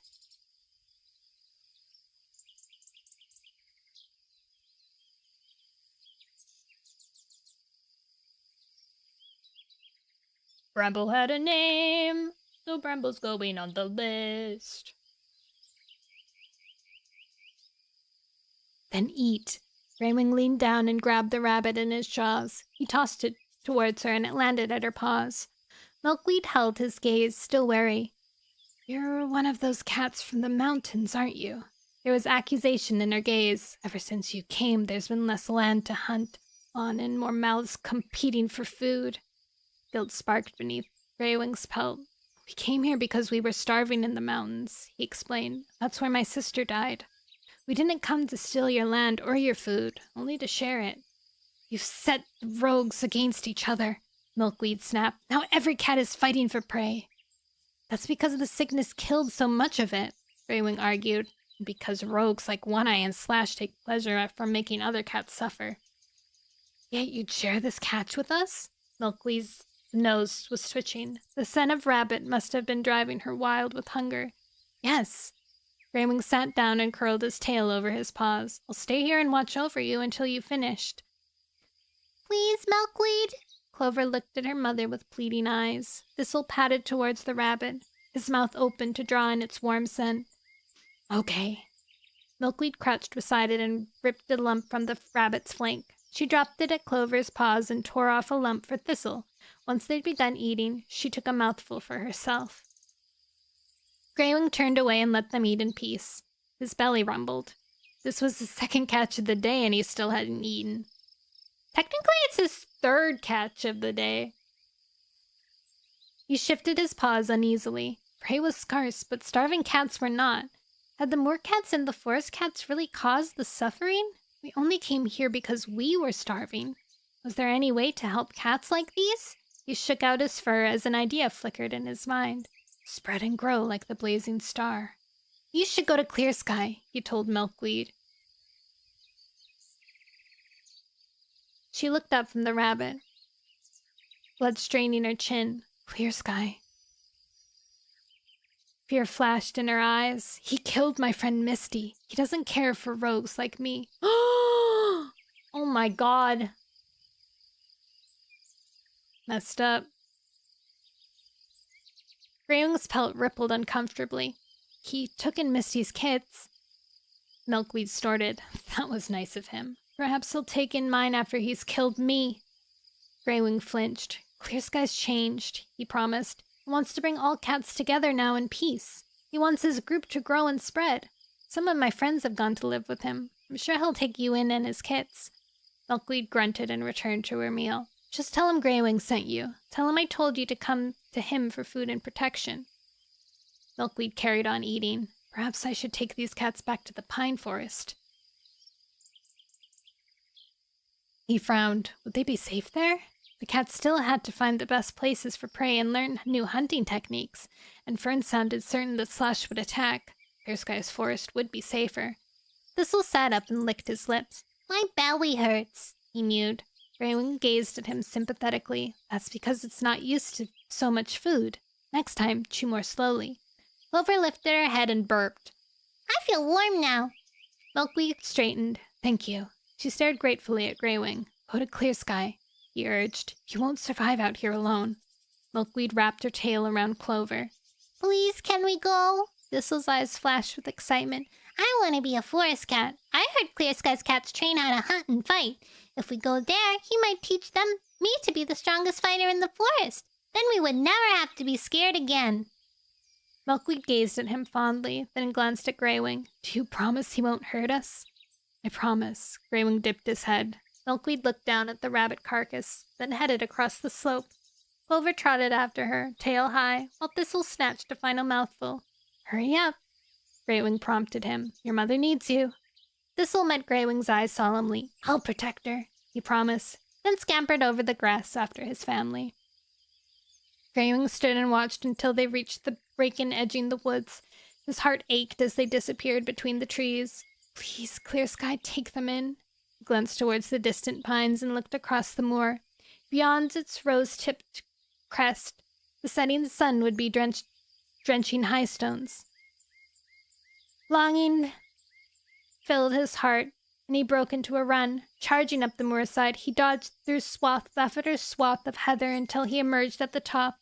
Beyond, he saw the wide, flat boulder that jutted out over the steep drop down to the thunder path.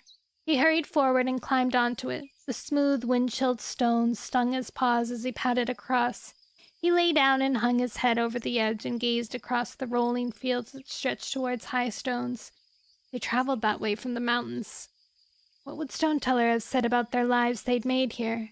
There was much to be proud of. New kits, new homes. His belly rumbled once more. Greywing wondered if she should hunt again, but he couldn't drag his gaze from high stones shining golden in the dying sunshine. What would Stone Teller have thought of the battles they had fought and the deaths they had caused by coming here? As the sun sank behind him, the high stones disappeared into shadow. Greywing closed his eyes and let sleep draw him deep into dreams. Hello! How do I participate in a raid?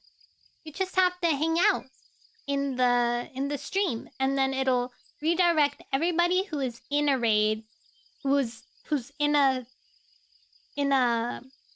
like watching a stream over. Yeah.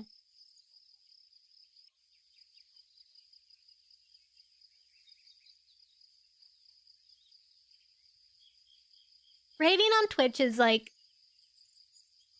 the streamer the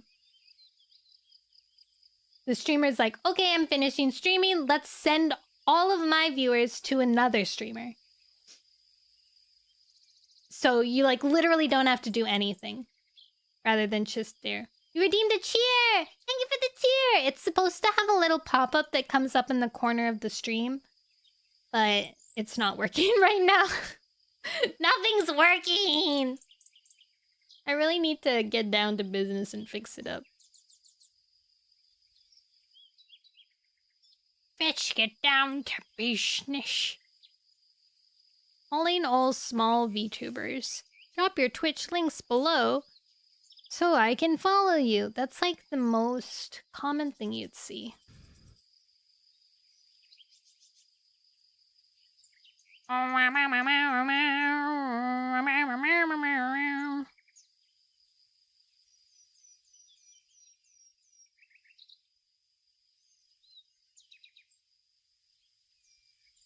Twitch tracker.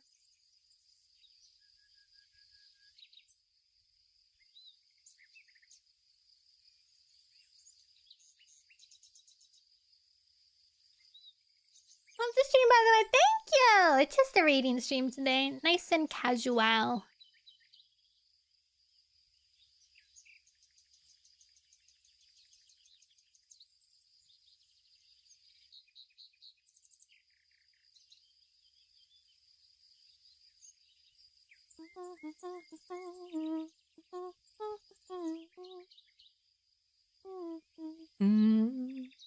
I'm on my knees.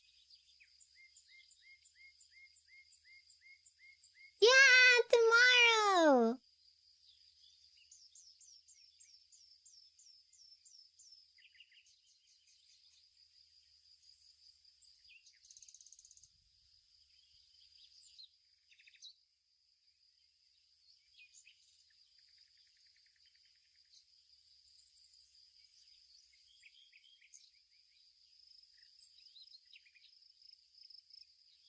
Alright.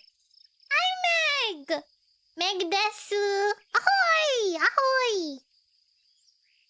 How are you? Oh man, I just lost my spot. What chapter was I on? Chapter 8? Yes. Chapter 8! I'm okay. Yesterday was a weird day. Today is also a weird day, but not as weird. Not the spot! Ah! I think I accidentally pressed the top. I kind of have to go pee. Oh! I set up this thing on my model. Hopefully it works, but if it loses tracking, it'll make me look like I'm sleeping. Because, you know, like sometimes halfway through the stream, my model loses tracking and I have to, like, restart my iPad. Let's see if it works, okay? I'm gonna get off the screen and see if it works. Is it working? Not working yet! The last chapter and a half trying to code.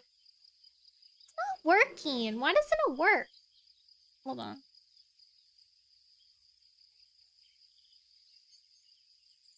What considers tracking lost?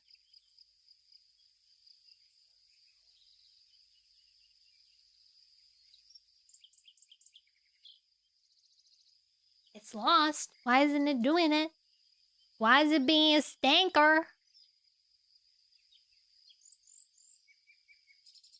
Maybe I can just... Here, let's do this.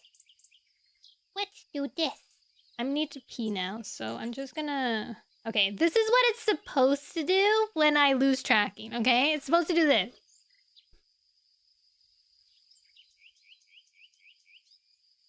I'm supposed to be dancing! Actually, it's supposed to be a little slower than that. Hold on. It's supposed to be sway decreased. Your light bulb only turns on. Alright, now... Okay, now it should do it. Okay, this is what it's supposed to be when I lose my tracking.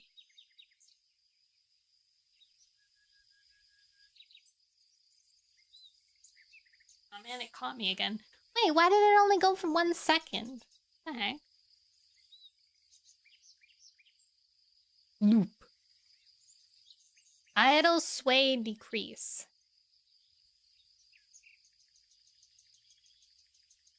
It stopped. Okay, how about if I do sleep?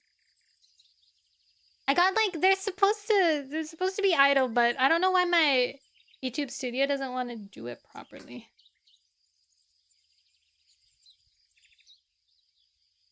Now I'm sleeping. Okay, this one's good. Hey, sleeping for a while. I think it'll loop. Alright, I'm gonna go to the bathroom real quick.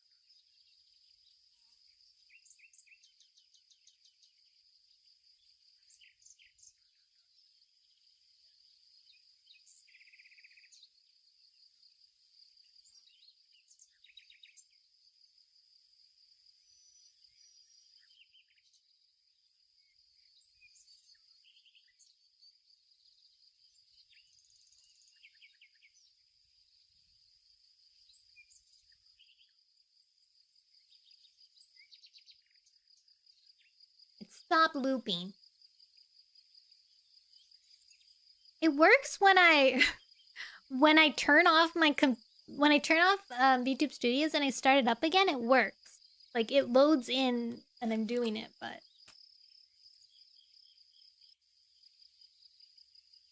stinky. How stinky is that? Maybe it'll work one day. I'm like one of those people that are like, well, it doesn't work right now, but it should work, so maybe...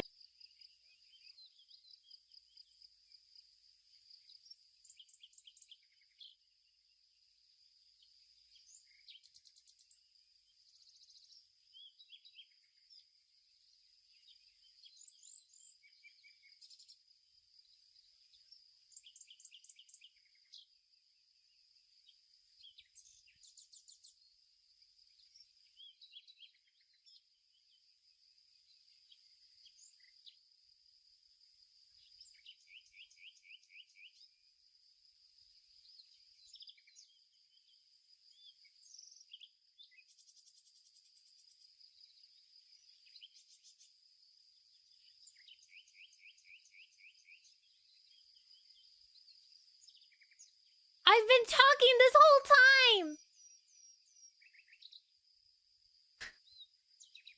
Thanks, Bae. Hi, Jan. And congrats, Andrew, on the light bulb.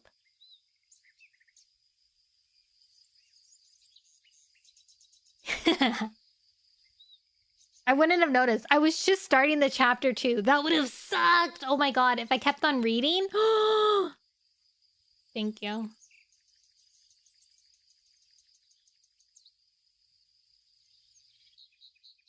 Okay. Let's go!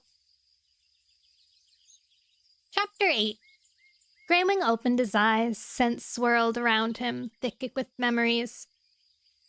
A chill nipped his ears, with a cruelty he'd forgotten. Water thundered behind him, and he turned to see the waterfall that veiled the entrance of his old home and the crags below.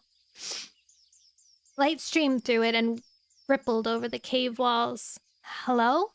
His mew echoed in the deserted cavern.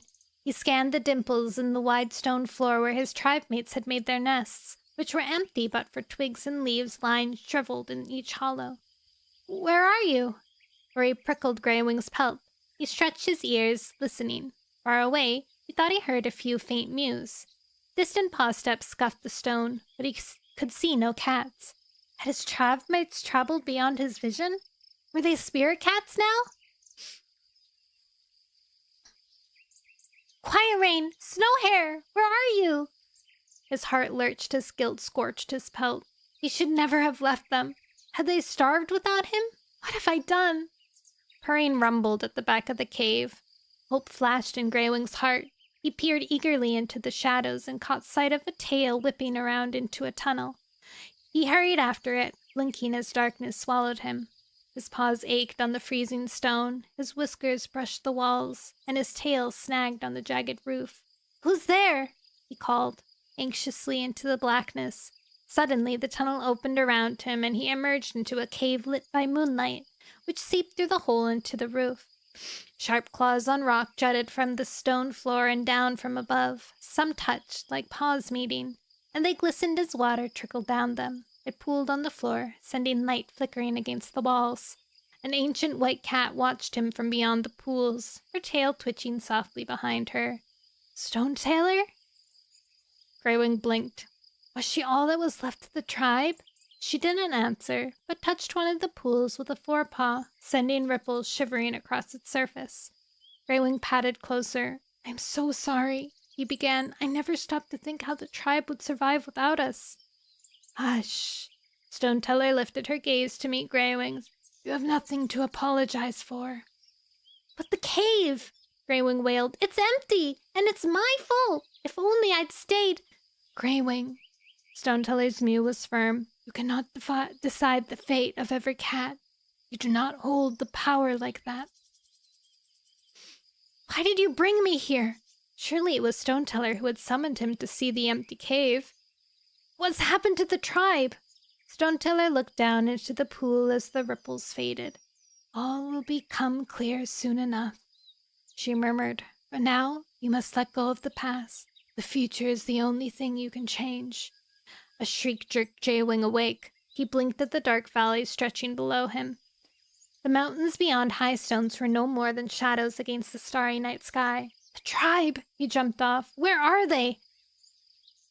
The shriek sounded again. It tugged him from his thoughts. The moor was bathed in moonlight, the grass turned white by frost.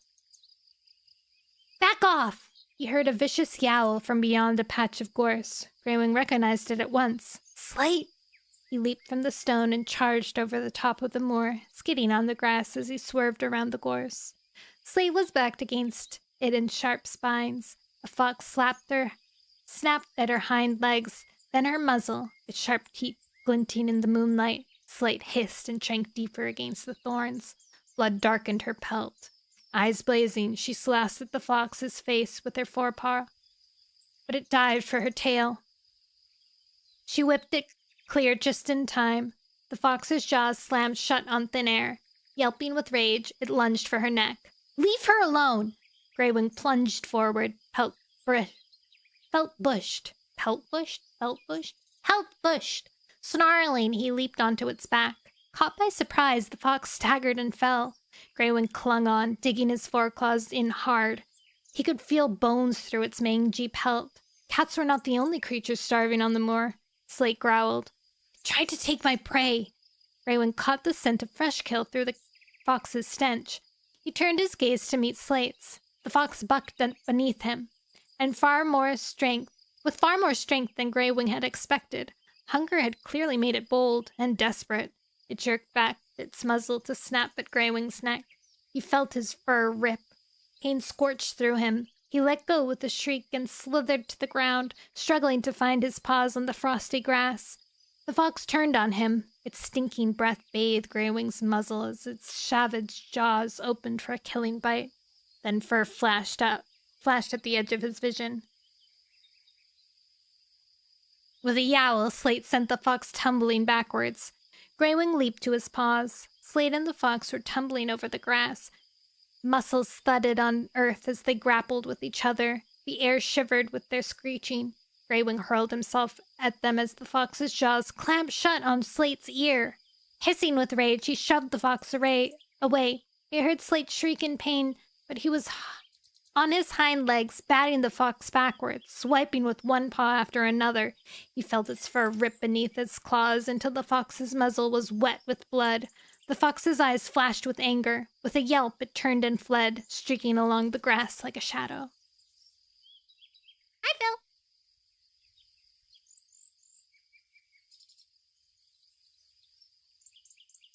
Greywing turned to Slate. Are you okay? She sat, her head low, her flanks heaving. It got my ear. Greywing rushed to her side. The tang of blood filled the air. It welled on Slate's ear, and he could see the tip had been ripped away. It'll heal, he soothed. His own pelt felt damp. His neck fur was drenched in his own blood.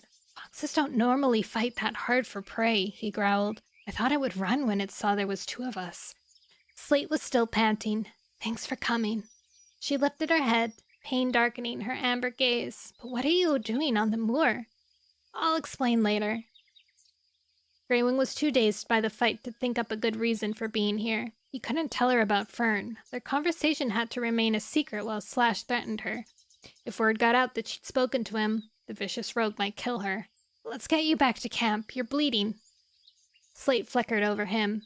You'd better come with me. Your neck looks pretty bad. Reed can treat your wounds. He knows about herbs? Greywing blinked at her. I told you the last time I visited. Slate got stiffly to her paws and nudged him with her muzzle. You're getting forgetful in your old age. Greywing nudged her back. Who are you calling old? Slate's whiskers twitched fondly. Wait there. She limped back to the gorse and dragged something out from beneath one of the bushes. Grouse. Its pungent scent touched his nose as she carried it towards him. Its wings dragged along the ground, and Slate struggled not to trip. Let me help. Greywing fell in beside her and grabbed the bird's tail in his jaws. Feathers pressed around his nose, his warm breath billowing through them. Side by side, they carried Slate's catch to Windrunner's camp. The scratches on Greywing's neck stung like fire, but he held fast to the grouse. They fought hard to keep it. Slate guided him along the secret passage that led into the clearing hidden in a wide patch of heather. As the trail narrowed, she tugged the gorse from him and pushed ahead. Greywing let go and fell in behind, slowing as the heather opened into a small grassy clearing. Would Windrunner welcome him? The last time he'd seen her, she had made it clear that her new home was closed to outsiders. Greywing! Gorse first saw him first. The tabby Tom clambered out of a heather nest and hurried across the grass. How are you? He paused, his nose twitching. I smell blood. Are you okay? Slate dropped the gorse and pushed it beneath the heather. I ran into a fox, she explained. Greywing heard my screeches and came to help. Don't worry, we chased it off. It won't show its snout around here for a while. Small ears poked up above the rim of Gorsefur's nest. Who is it? A kit clambered out of the nest and came charging across the clearing. Mothflat! Windrunner sat up in a nest a tail length away. It's too cold to be out of your nest, and Dustmuzzle will freeze on his own. No, I won't. A second head bobbed up. You're supposed to be sleeping. Windrunner meowed with annoyance. We can sleep later. Dustmuzzle climbed out of Gorsefur's nest and raced after his sister. Windrunner's eyes shone in the dark, widening as they reached Greywing. She hopped out of her nest. It's you. I'm sorry to disturb everyone. Greywing dipped his head. Windrunner flicked her tail happily. It's good to see you. She tasted the air. You're hurt. Just scratches. Slate lost a piece of her ear, Greywing told her. Windrunner sniffed at Slate's wound. Reed had better look at it. She called over her shoulder. Reed, are you awake? How can any tabby cat sleep with this noise? The silver tabby tom was stretching in his nest. Greywing felt soft for a brush his forepaw. A tail flicked past his nose. He looked down. Mothflight, is that you? Of course it's me. Mothflight had grown. She was bigger than Duno's, but still had her kit fluffed.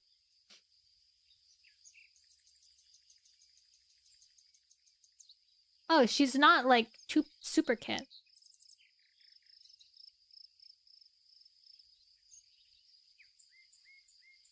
Ooh, you made a clock. Congrats. Also, hi, JC. Of course it's me. She gazed at Greywing with bright green eyes. Who are you? I'm Greywing. Mothflight tipped her head. You dug the graves for my sister and brother, she mewed, when we lived in the hollow. Greywing nodded, his pelt rippling uncomfortably as he saw grief glisten briefly in Windrunner's eyes. She shifted her paws. Mothflight, take your brother back to the nest. You can speak to Greywing once he's flat. He has wounds that need treating. Greed had crossed the clearing and was already sniffing at Greywing's neck. I'd better put some herbs on those scratches before they turn bad. Horsefur grunted. Fox bats are as sour as a badger's. I can help you, Reed, Mothflight offered. Me too. Bess Muzzle pushed past his sister. The tom's gray pelt glowed in the moonlight. Mothflight pushed him away. I offered first. Windrunner growled. Neither of you was helping, she told them firmly. Go back to the nest and sleep. Wait, should I give her kittens? Country accents too? Technically, they're her kits, so they must get her accent. I'll do that. I don't think I've ever done like cutesy country accent before. Mothflight eyed her mother. Money. Can we have a bit of gorse first? It's the best catch we've had in ages.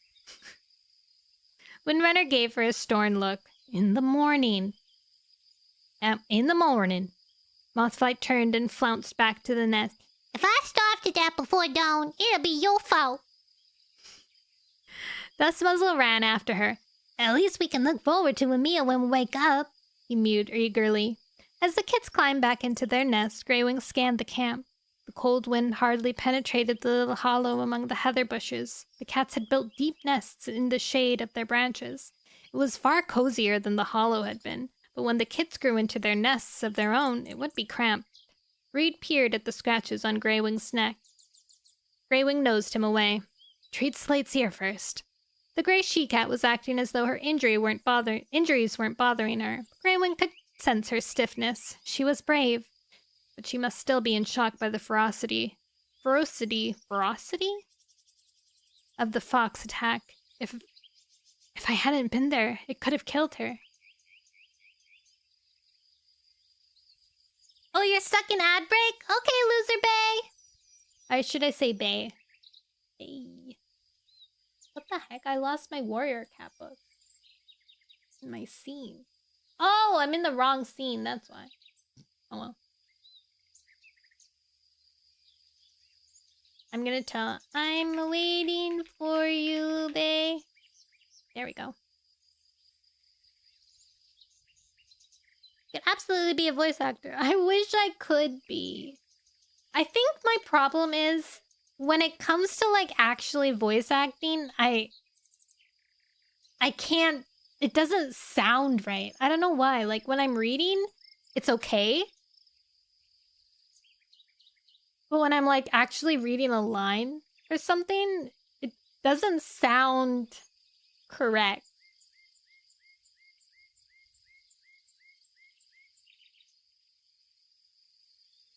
It sounds like I'm trying to act. Maybe it's because when I'm reading something, I'm more in the story. I can imagine it a lot better. I know the tone. But if I'm just reading a line, I don't know the context, so it's harder for me. I don't know. It's messed up.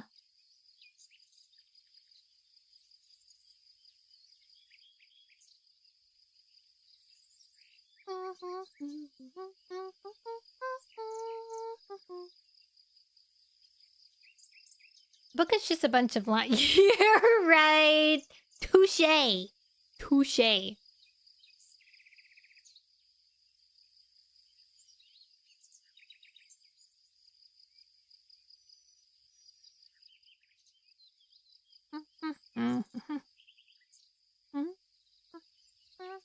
Back from the ad break, we'll be doing dishes.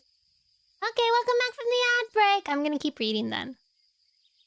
I'm assuming that you're listening while you're doing dishes. I hope that Windrunner lives in Windrunner's camp. He pushed the thought away. He was not gonna lose another cat. It's a clean bite. Reed sniffed at Slate's ear. It'll heal neatly, but I'll make some ointment to stop it from getting infected. He sat back on his haunches and tipped his head sympathetically. It's a shame it got your good ear. Your good ear? Greywing blinked through the darkness and noticed the tip of Slate's other ear was torn at the top. Oh! He'd never noticed before. They're a better match now, he mewed encouragingly. Slate's whiskers twitched. Is that meant to be a compliment? Heat spread beneath Greywing's pelt. I just meant... Reed patted between them. I'd better get some ointment. Oof. As the silver tabby crossed the camp, Greywing gazed into Slate's eyes. Hi, Sirius!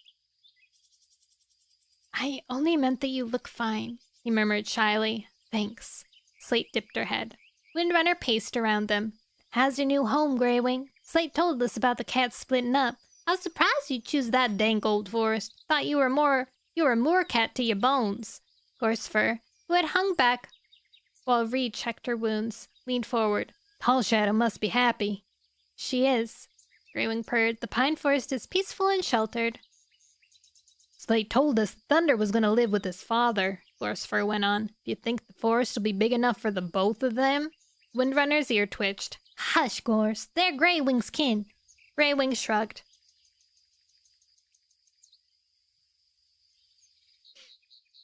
Clear Sky's changed and Thunder has matured. I'm sure they'll be fine. Gorsefur sniffed. Tabby doesn't change its straps. A shadow moved at the far edge of the clearing. A gray and white she-cat ducked from beneath the heather and padded towards them. Who's this? She eyed Greywing suspiciously. He's a friend. He's an old friend from the Hollow, Windrunner explained. She dipped her head to the she-cat. This is Minnow, Reed's mate. Greywing nodded in greeting. I'm Greywing, pleased to meet you. This is Greywing? Minnow's gaze flicked over his pelt. She sounded surprised. I thought he'd be bigger. Windrunner! Mothflight's mew sounded from Gorsefur's nest. We can't get back to sleep with every cat talking. Windrunner sighed heavily. Gorsefur nodded towards the sky, which was lightening beyond the heather. It's nearly dawn, he meowed softly. Might as well be up and running around. I can take them out of camp and show them the moor top. Windrunner glared at him. You know I don't want them out there until they're big enough to take care of themselves. They'll have me, Gorsefur pointed out. I'll go with them, Minnow offered. The she-cow was small, but Greywing could see hard muscle beneath her gray and white pelt. Mothflight and Dustmuzzle were already scrambling out of the nest. Please, can we go? Mothflight reached Windrunner first and raced around her. We'll never learn to take care of ourselves if we stay in camp the whole time. Dustmuzzle stared gravely at his mother. I'll make sure Mothflight doesn't get into any trouble, he promised. I won't leave her side. Please? Mothflight looked from Windrunner to Gorsefur. We'll stay as close to Gorsefur and do everything it tells us. Greywing saw Windrunner's shoulders droop. Okay, she meowed, but don't stay out for long. That fox might still be around. Greywing lifted his chin. I think we gave it a pretty good scare. We'll watch out for it. Mothwing raced for the camp entrance. Dustmuzzle dashed after her. Wait for me. Gorsefur lifted his tail happily. They'll be fine, he reassured Windrunner, and ducked into the heather tunnel. Minnow followed. Will you be here when we get back? She called over her shoulder to Greywing. I don't know. Greywing glanced at the pale sky, pushing back the stars. His campmates would be worried about him. As Minnow disappeared, Reed trotted across the clearing, a leaf folded between his jaws. He dropped it on the grass and pawed it open. A thick paste was smeared over it. I'll treat your ear first. He bent and lapped up a tongueful of the paste and began to wash it on Slate's ear tip. Slate winced. Are you sure this will help? My mother used it on me, Reed told her when he'd finished. He puffed out his chest. And look how healthy I am. Greywing purred. He liked this friendly Tom. Your turn. Reed turned to him.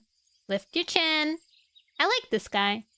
He dipped his tongue through the ointment again, and, as Greywing stretched his nose towards the sky, began lapping it into the scratches around Greywing's throat. Greywing was surprised by the Tom's gentleness. The ointment stung as it met his wounds, but Reed's tongue was fast and light. As the silver Tom finished and backed away, Greywing wrinkled his nose. I don't recognize this scent. It's dried oak leaf and marigold, Reed told him. I collected the marigold near the river in Greenleaf. They dry well if in the sun and keep their strength. I'll tell Pebbleheart about it. Greywing meowed. Pebbleheart! Reed's eyes shone. Slate's told me about him. She says he's a natural healer. I'd like to meet him. I'm sure you will one day. He glanced at Slate. I should get back to him. He'll wonder where I am. Share some prey first, Slate suggested. The grouse will feed all of us. Roar, the gross. Greywing's belly felt hard with hunger. Windrunner lifted her tail. Please stay. She padded to the heather wall of the camp and hauled out the grouse.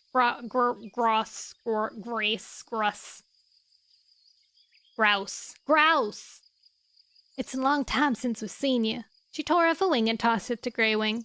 Nice. It landed at his paws, its scent flooding his nose. Okay. His campmates would know he was experienced enough to look after himself. He leaned down and took a mouthful of sweet flesh from the thickest part of the wing. Windrunner tore the bird into pieces, laying some aside for Minnow, Gorsefur, and the kits, and shared the rest with Reed and Slate. As Greywing ate, Dawn pushed up from the distant mountains. Sunshine breaking over the heather. The moor seemed to open up beneath its warmth, releasing its fragrance into the breeze. Relishing the scent, Greywing sat up and licked his lips, his belly full. Windrunner had already finished and was washing her paws with long, steady laps of her tongue. Reed padded to the edge of the clearing, where early sunshine was pooling, and laid down. Slate pawed the last scraps of her meal towards Greywing. Are you still hungry? Save them for the kits. Greywing felt self-conscious about eating another cat's prey. Windrunner looked up. Eat it, she urged. You look thin. Greywing suddenly realized that the moor cats looked as well as the last time he'd seen them. Is hunting good here? Not bad. Despite Leaf Bear and the sickness, Windrunner purred. Don't forget we have the tunnels, so there's hunting even when it snows. She narrowed her eyes curiously. Don't you miss it? I miss the wind and the sky. The dampness of the forest affects my breathing, but I have to stay with Pebbleheart and Tall Shadow. He paused, sadness tugging in his chest as he remembered his quarrel with the black she-cat. I'm not sure Tall Shadow feels she needs me anymore. She accused me of trying to take over as leader. She said I'm not as strong as I used to be. I'm sure Tall Shadow didn't mean it. She just wants a new home to feel like hers. Windrunner's tail twitched over the grass. I felt the same way when we moved here. Slate sniffed. If she'd seen you fight off that fox, she'd know you're as strong as any cat. Tall Shadow will always know that she's lucky to have you. Windrunner licked a paw and ran it over her ear. What time is tomorrow's stream? 3 p.m. PST. Sorry, bae, I'm not replying as fast as I usually do because I'm busy reading. But yeah, tomorrow's stream, I try to stream at 3 p.m. PST every single day, or every weekday. Unless I'm scheduled to work longer, which next week I'm scheduled, I'm scheduled as a full-time job, but I'm technically a part-time worker, so I'm like, I'm gonna be so dead. I don't know why. Maybe it changed? No, I don't think it changed. Never mind.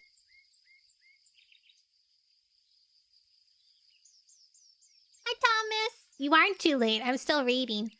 I'm just taking a small break. Oh, I know. I don't know why, because last week this week I had less shifts, but my coworker that helps me during my shifts, like, there's 3 people that do my job, and this week one of those people were off, so it was basically just me.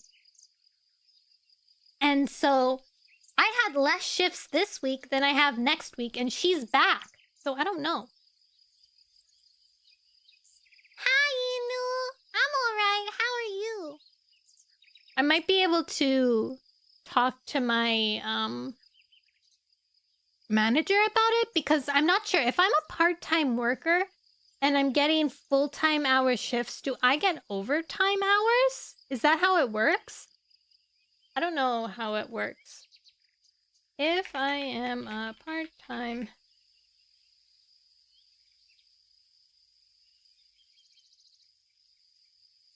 Playing Call of Duty. Whoa. Hi, Carlos.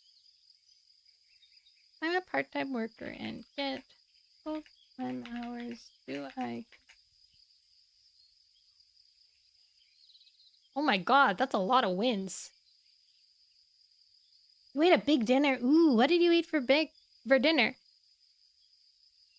see, Canada.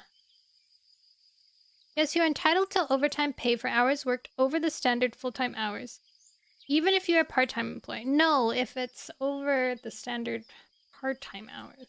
Overtime hours are the same for part-time and full-time employees. Not sure about CA, but in the States, employers do it based on average over several weeks. So you can work well over full-time one week, then nothing another week. Oh, dang. Standard hours. Standard hours are 8 hours a day and 40 hours a week. Employees can be required to work overtime. Employees who work more than 8 hours in a day or 40 hours in a week must be paid time and a half or double time for overtime hours. Employees must be scheduled for at least 2 hours of work. They must also be paid if they report to work as scheduled and there is no work for them to do. Oh, dang. That's nice.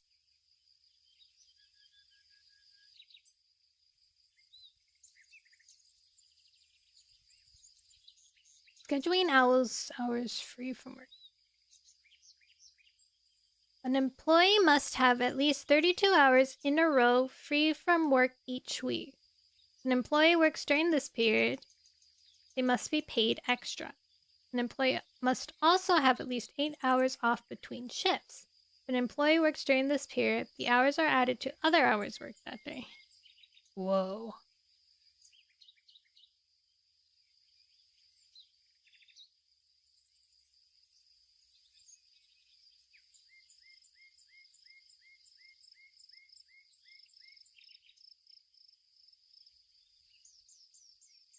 I live in Canada. I'm a Canadian. Oh my god, beef stew. Delicious. I had a beef stew for Canada Thanksgiving the other week, and it was so good. Sometimes it's so warm. It makes you feel so warm and toasty.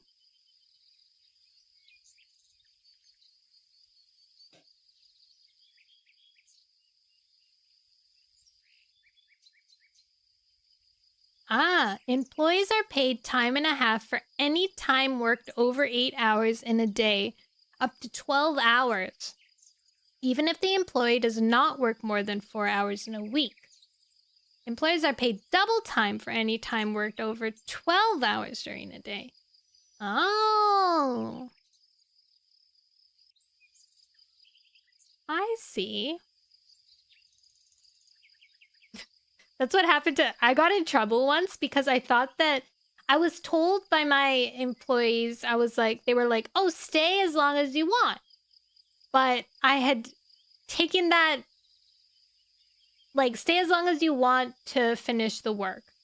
And I had taken that wrong because what they meant was if you had stuff to do still, you can still stay a little to finish it. But I had taken it, and also, like, I was doing signs, and usually that meant, like, hey, if you haven't finished in the, like 5 hours that you're scheduled, you can stay. But I had been, like, it was, like, this is, like, my first, or it's my second job, but, I was very new to the company at the time, and technically didn't understand how it worked. And when they said, you can stay as long as you want, I thought they were, like, basically giving me hours. I used to stay, like, over 3 extra hours. Just continue, because I was having a good time. And I was having fun doing because I was working in toys. And I love working in toys. So I was having a lot of fun. And they would be like, and then once my manager came over and he was like, hey, you have to leave when your shift's over. You can't stay because we have to pay you overtime for that. You live in Canada too? Nice. And I was like, oh. And he was like, yeah, I'm getting in trouble for it. And I was like, I'm so sorry, I didn't realize. And he was like, it's okay. But yeah, that was hilarious. That was funny.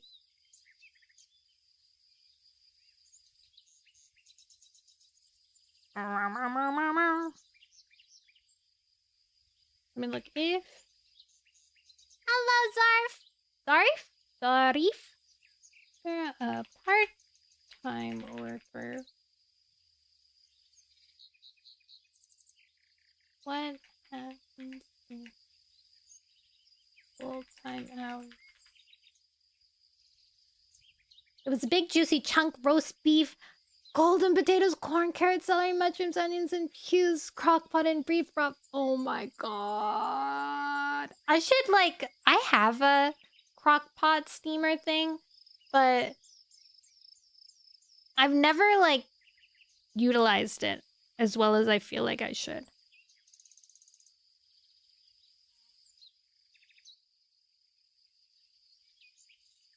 Oh, okay. If you are a part-time worker in Canada and start getting full-time hours, you are entitled to overtime pay for hours worked beyond the standard daily or weekly hours for your position. So I would be getting overtime pay. Let me look up. Part-time hours, Canada. Under 30 hours per week. I'm gonna do some calculations really quick. Pews. I'm like, is pews some sort of... I just went along with it because I thought it was like something I just didn't know. Like, oh, maybe that's a fancy term or something. Okay, we have... It starts on Sunday, right? The week? So it's... 8 hours? Is it 8 hours?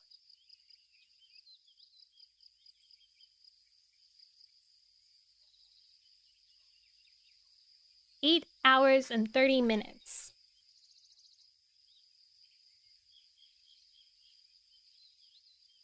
Calculator. Oh no, I should do it on here. Calculator.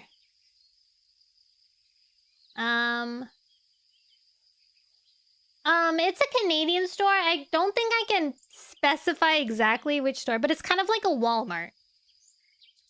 But it's not Walmart. Google calculator. Wait. So let's do this. 8.3. Oops. 8.2. No. 8.2 times 1, 2, 3, 4, 5. 41! That's full-time hours! I'll talk to him. I'll let him know. Because I know that we are not good with hours, and if they're just giving me these hours, it's kind of crazy.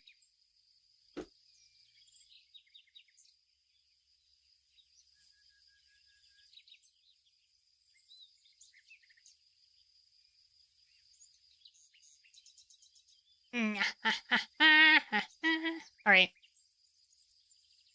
Let's continue. continue. Poor Thomas came here like, hey, did I get some reading? And then I like immediately stop reading to go look up some random thing. All right, we're back to reading. We're going back to reading.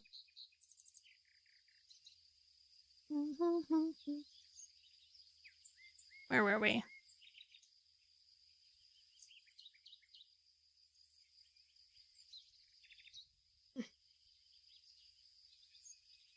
Greywing shifted his paws self-consciously. They were being too kind. He changed the subject. How are you, Windrunner? The last time he'd seen her, she'd been grieving the loss of a second kit. She met his gaze. Mothflight and Dustmuzzle are strong and bright. Our home is safe and warm. Now we have Reed, Minnow, and Slate. They're good hunters. She dipped her head to Slate, and good company for the kids. She blinked slowly. I guess I'm happy, even though I never thought I could be after all that I lost. Is that wrong of me? She looked at Greywing with round, anxious eyes. Greywing returned her gaze softly. It's not wrong, he reassured her. I thought I would never be happy after I lost Turtletail. But life goes on, and I can see new paths ahead of me. He snatched a look at Slate, who was eyeing him thoughtfully. I think our duty is to be happy, despite all that we've lost. Windrunner purred. That's what Gorsford says. He seems to approach every new day as though it's his first and his last. She pricked her ears at the sound of paws pattering over the ground beyond the camp.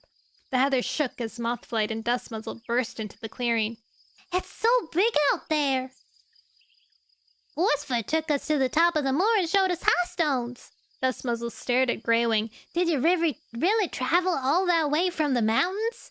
Greywing patted forward and nuzzled the kit's head. It was a long, hard journey. I want to make a journey like that one day, Dustmuzzle explained. I want to go further than I can see. Mothflight stared at her brother. Leave your home? She turned to her mother. We should stay here and defend what's ours, shouldn't we? Her eyes flashed fiercely. Windrunner lifted her chin proudly. Yes. Gorsford padded into camp. Minnow's gone hunting, he announced. She found a fresh rabbit trail. Might follow her and help. Windrunner stood and stretched, curving her spine until her tail trembled. I'll come with you. When do we get to hunt? Mothflight asked. You've had plenty of excitement for one day. Windrunner shooed her daughter away with her tail. Reed lifted his head and gazed across the clearing. Come and soak up the sunshine with me, he called to the kids. That's boring, Dustmuzzle complained. Let's play hunt the mouse. Mothflight screwed her eyes shut. Quick, hide while I'm not looking. Don't leave camp, you two, Windrunner ordered as Dustmuzzle wormed his way between the stems of the heather wall. She glanced at Greywing. You'll stay a while, won't you? I hate for you to leave while we were gone. Greywing tipped his head. I don't know. Pebbleheart'll be missing me. He'll be fine. You must be full grown by now. Windrunner glanced at Slate. You'll persuade him, won't you? Before Slate could answer, Windrunner darted into the heather tunnel after Gorsford. Greywing tucked his paws closer. The meal had made him sleepy, and the scratches on his neck ached. I should really be getting home, he murmured half-heartedly.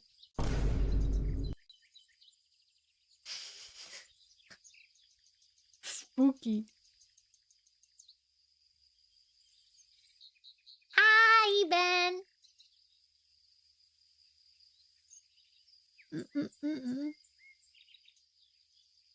Do as Windrunner says, Slate urged. Stay and rest, just for a while. Greywing gazed at her through half-closed eyes. It was cozy here, and the old scents on the moor mingled with Slate's warm fragrance. He yawned. I guess it wouldn't hurt to have a little nap before I leave. And then he never left. Chapter 9. Clear Sky hung his chin over the edge of the branch and gazed down at the camp below. Satisfaction washed beneath his pelt as he watched his cats. Acorn Fir lay in the weak leaf-bare sunshine that filtered through the branches, while Birch and Alder batted the tip of her tail between them. Every now and then she whisked it up into the air, and one of the young cats jumped for it, purring loudly. Nettle and Thorn shared tongues among the roots of the beech, while Owl Eyes and Sparrowfur picked through the prey pile. Sparrowfur pawed a mouse from the top and lifted her tail proudly as a small shrew showed beneath. She stepped away and eyed her campmates hopefully. Cloudspots crossed the clearing towards her. What's fresh? This shrew. Sparrowfern nodded towards it. Did you catch it? Cloudspot's eyes twinkled. Owl Eyes snorted. You know she did. She's been boasting about it since we got back from hunting. Cloudspots licked his lips. I love shrew. Owl Eyes hooked out a mangy starling. What about something with feathers? Sparrowfur glared at him. He wants my prey, not yours. He nudged the shrew towards Cloudspots, who took it and carried it to the beach, where he settled beside Nettle and Thorn. I'd like the starling, Pink Eyes called from the holly bush where he was... Oh, that's the old man. I'd like a starling, Pink Eyes called from the holly bush where he was sunning himself beside Quickwater. Quickwater raised her head. Can I share it with you? Pink Eyes sat up. Of course. Owl Eyes picked up the starling in his jaws and bounded across the clearing. He dropped it at Pink Eyes' paws. Sorry, it's a bit scrawny. It's Leaf Bear, Pink Eyes shrugged. I'm happy to have any prey. Owl Eyes glanced towards the bramble wall. Blossom's patrol will be back soon. They'll have more. There's some in the YouTube chat that are like in a different... Because I have vertical and also horizontal on YouTube. Yeah. Some people are just quiet. Other people, I mean, maybe I just don't have anyone.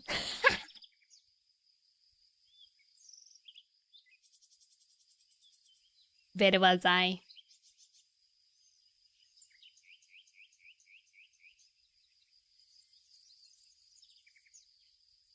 Quickwater sniffed the starling. This'll be enough for us.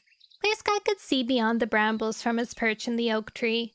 There was no sign of Blossom's patrol. He'd sent her out with Lightning Tail just after dawn.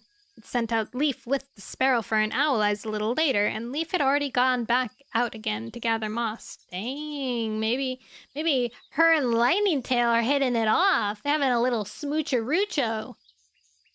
I don't actually know how old Blossom is. I don't even remember Blossom. 2 hunting patrols should bring back enough prey to feed all the hungry bellies in camp. He peered beneath the yew. Where were Milkweed and her kits? Oh, he did help her in the camp. Oh, that's good.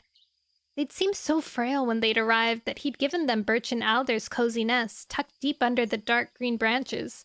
Birch and Alder had happily made new nests in a gap in the brambles. As he searched the shadows, 2 pairs of eyes flashed beneath the bush. Milkweed's ginger and black pelt moved behind them. Clear Sky had found them on his border. His heart had ached to see them. The kits looked as scrawny as Fluttering Bird had been, while Milkweed had the same haunted look that used to darken Quiet Rain's eyes. He'd invited them to join his group, even before Milkweed asked. But when she had given him Greywing's message, he'd felt a flicker of hope. Perhaps his brother was seeing sense in bringing all cats together after all. A twinge of regret tugged at Clear Sky's belly. If only the other cats understood. They could be here now. More hunters would mean more food. Everyone would be safe, just as Fluttering Bird wanted. Leaf Bear will be here for moons. It had brought him milkweed, thistle, and clover. More hard frosts and snowfalls might help the moor cats and river cats realize they could not survive alone. And the pine forest might not turn out to be the prey-rich home Tall Shadow had dreamed of. They'll see sense eventually. Starflower's golden pelt caught his eye. She slid out from behind the oak and skirted the edge of the clearing, stopping beside the yew. Meow! Hi! Meow! Welcome! Meow's absolute delight. This Ramune-colored frog idol is here to charm your socks off with their puzzle-solving prowess and spacefaring adventures, from deep philosophical questions about laundry to Galaxy Station. What deep philosophical questions about laundry? What's that implying? Streams are a perfect blend of chill vibes and intelligent humor. Don't miss out on this ENV tuber's enchanting content. It's a pretty clean topic. Thank you so much for the raid! The Witness. Ooh. How many languages do I know? I know 2 languages. The Witness. What is the Witness? The Witness.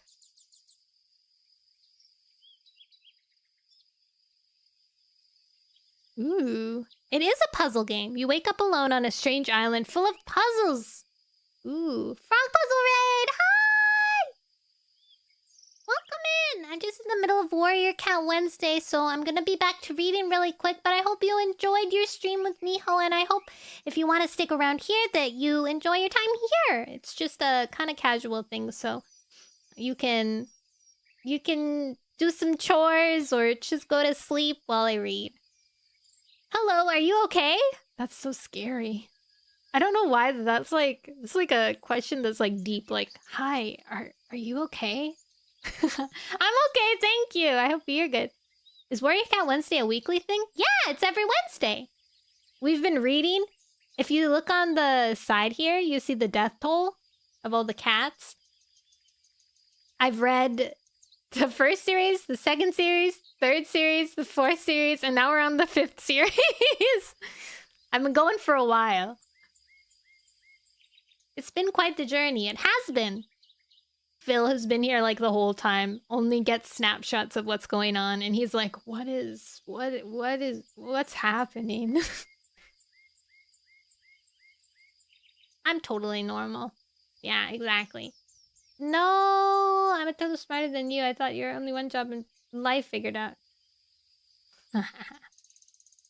You're 3? What are your 3 languages? I know English and French. I wouldn't say I have my life figured out. I say I'm figuring out that. Alright, let's keep going. Let's keep reading.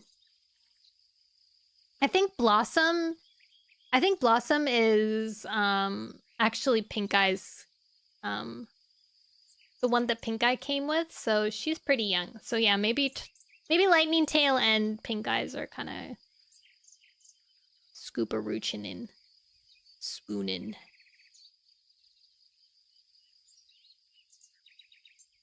You speak French and English just like a Canadian. Okay. Starflower's golden pelt caught his eye. She slid out from behind the oak and skirted the edge of the clearing, stopping beside the yew. She talks about work and other everydays. Way too many people in my real life are stuck on some more heated topics. Woof. Heated topics. Heated topics are too spooky. I like talking about cats.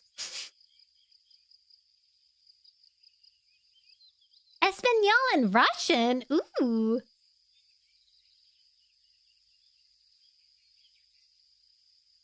Stopping beside the yew, she stooped to look under the branches. Hi, you two. There was a teasing purr in her mew as she called to Thistle and Clover. Who wants to race me to the prey pile? Thistle and Clover scrambled eagerly into the light. There's prey? Clover blinked. I told you I smelled mouse, Thistle told his sister. Milkweed said we shouldn't take prey unless it's offered. Clover's eyes were wide with worry. Starflower lifted her tail. I'm offering. Clear Sky snorted. Starflower was acting as though it was her prey to give away. She'd hardly been here longer than the kits. She hadn't even been on the hunting patrol that had brought it back. She had lost none of her arrogance. Line up next to me, she told the kits as she crouched. When I twitch my ear, run. The first cat to the pile gets the first pick of the prey.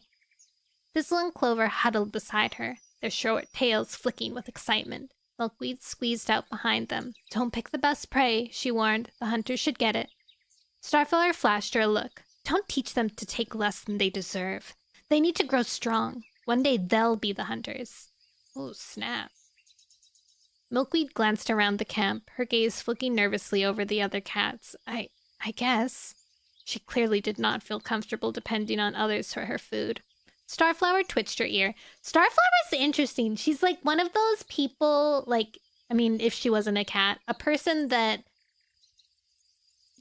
feels like she deserves everything. Like, without, like, she's entitled. She's entitled to whatever.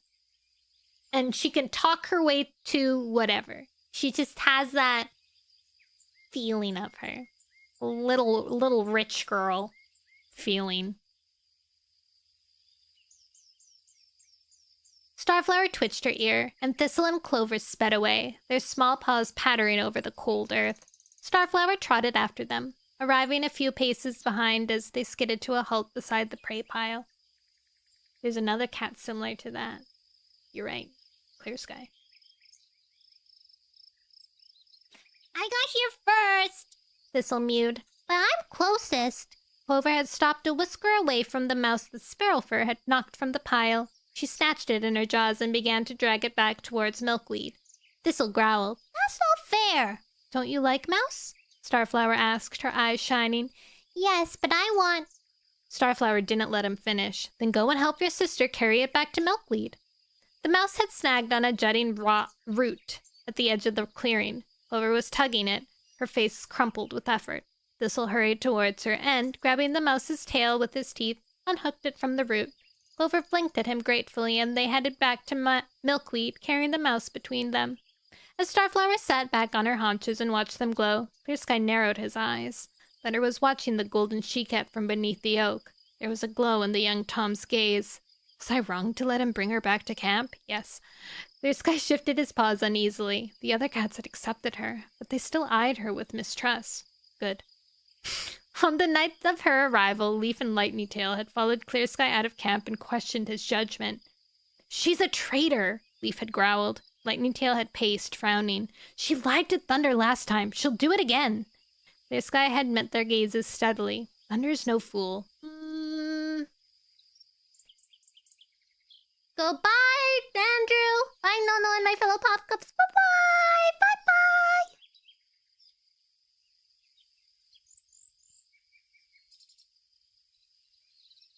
And what would she lie about? There's no cat left for her to betray us to. One Eye is dead. She has no one else. Would you have left her to fend for herself, all Leaf Bear? Yes. Lightning Tail had kicked at the falling leaves with a forepaw. Don't you think I have a reason for taking her in? Clearsky had argued. Having her close means we can keep an eye on her. That way, if she is our enemy, we'll know it before she can harm us. Leaf had tipped her head thoughtfully. I guess. Lightning Tail had curled his lip. I'm watching her every move, especially around Thunder. Clearsky's thoughts flicked back to the present. Do they trust her yet? Starflower had shown nothing but loyalty so far. She'd hunted well and had taken a damp nest among the beetroots without complaining. Lightning Tail had kept his word, watching her like a hawk and barging into any conversation she had with Thunder. But now Lightning Tail was out hunting, and Thunder was gazing wistfully at the golden she-cat. He still cares for her. Clearsky moved on his branch as Starflower stretched out a forepaw luxuriously, arching her back until her hind legs trembled. She knows Thunder's watching her. Oh my god, she's showing off. She's making a pose. She's oh my god, that's so funny. Hi, Victoria! Clearsky saw her gaze flick over her shoulder for a heartbeat before she picked a mouse from the prey pile and patted towards the ewe. Thunder turned hurriedly and began washing his tail as she passed. Oh my gosh. I should have a talk with him, Clearsky thought. He's young. Feelings may cloud his judgment. He got to his paws. I'll do it later. He knew that he'd need to pick the right moment if he wanted Thunder to listen to his warning. Right now, he planned to patrol the borders of the forest. He wanted to find out whether any of the cats from the moor, pine forest, or river were hunting close to his scent lines. Hunger will drive them to my prey-rich woods eventually, and we'll be together, just like Fluttering Bird wants. The bright skies had brought a fresh chill to the forest. He stepped towards the trunk and, scrambling down from branch to branch, leaped down into the clearing. He tasted the air, wondering whether the fine weather would be warmed by rain or hardened by snow. The wind, tainted by the musk of decaying leaf litter, gave no clue. He patted around the edge of the clearing, nodding to Milkweed as he passed. Starflower had settled beside the Black and Ginger Queen and was sharing her mouse with Thistle while Clover snatched bites from her mothers. Milkweed glanced up at Clearsky, her eyes round with silent thanks. Her kits were sleeker already. Though they'd only been here for a few days, they would grow into good hunters. Clearsky dipped his head. Would you like to join the next hunting party? She might feel easier about taking prey if she helped hunt it. Milkweed blinked eagerly. Yes, please. Can I go too? Thistle looked up from his mouse. Not yet, Clearsky told him. But you can practice some moves in camp. He glanced at Birch and Alder. Acornfur had rolled onto her side and was sleeping. The two young cats were pacing restlessly behind her, clearly looking for something to do. Would you like to teach Thistle and Clover some hunting moves? Clear Sky called. Alder hurried over. That would be great! Thistle sat up excitedly and licked his lips. Can we start now? Why not? As Alder led Thistle towards the center of the clearing, Clear Sky headed for the bramble. He paused beside Pink Eyes and Quickwater, who were still chewing on the starling. I'm gonna check the borders, he meowed. Keep watch on the camp. Pink Eyes sniffed. You should choose a cat with better eyesight. Quickwater nudged the old Tom. No one hears or smells better than you. I won't trust you to miss anything. Clear Sky dipped his head. Quickwater eyed him curiously. Why are you patrolling the borders? She asked. I thought you welcomed strangers now. I still like to know who's coming and going, Clear Sky told her. He padded to the bramble wall and ducked through the gap between the branches.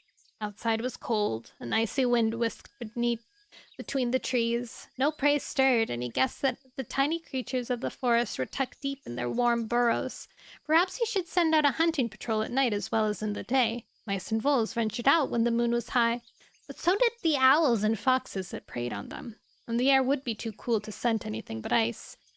He followed the trail to the gully. One good rainfall and the narrow channel in the forest floor would be brimming with water, but for now it was dry. He hopped into it and headed towards the great sycamore.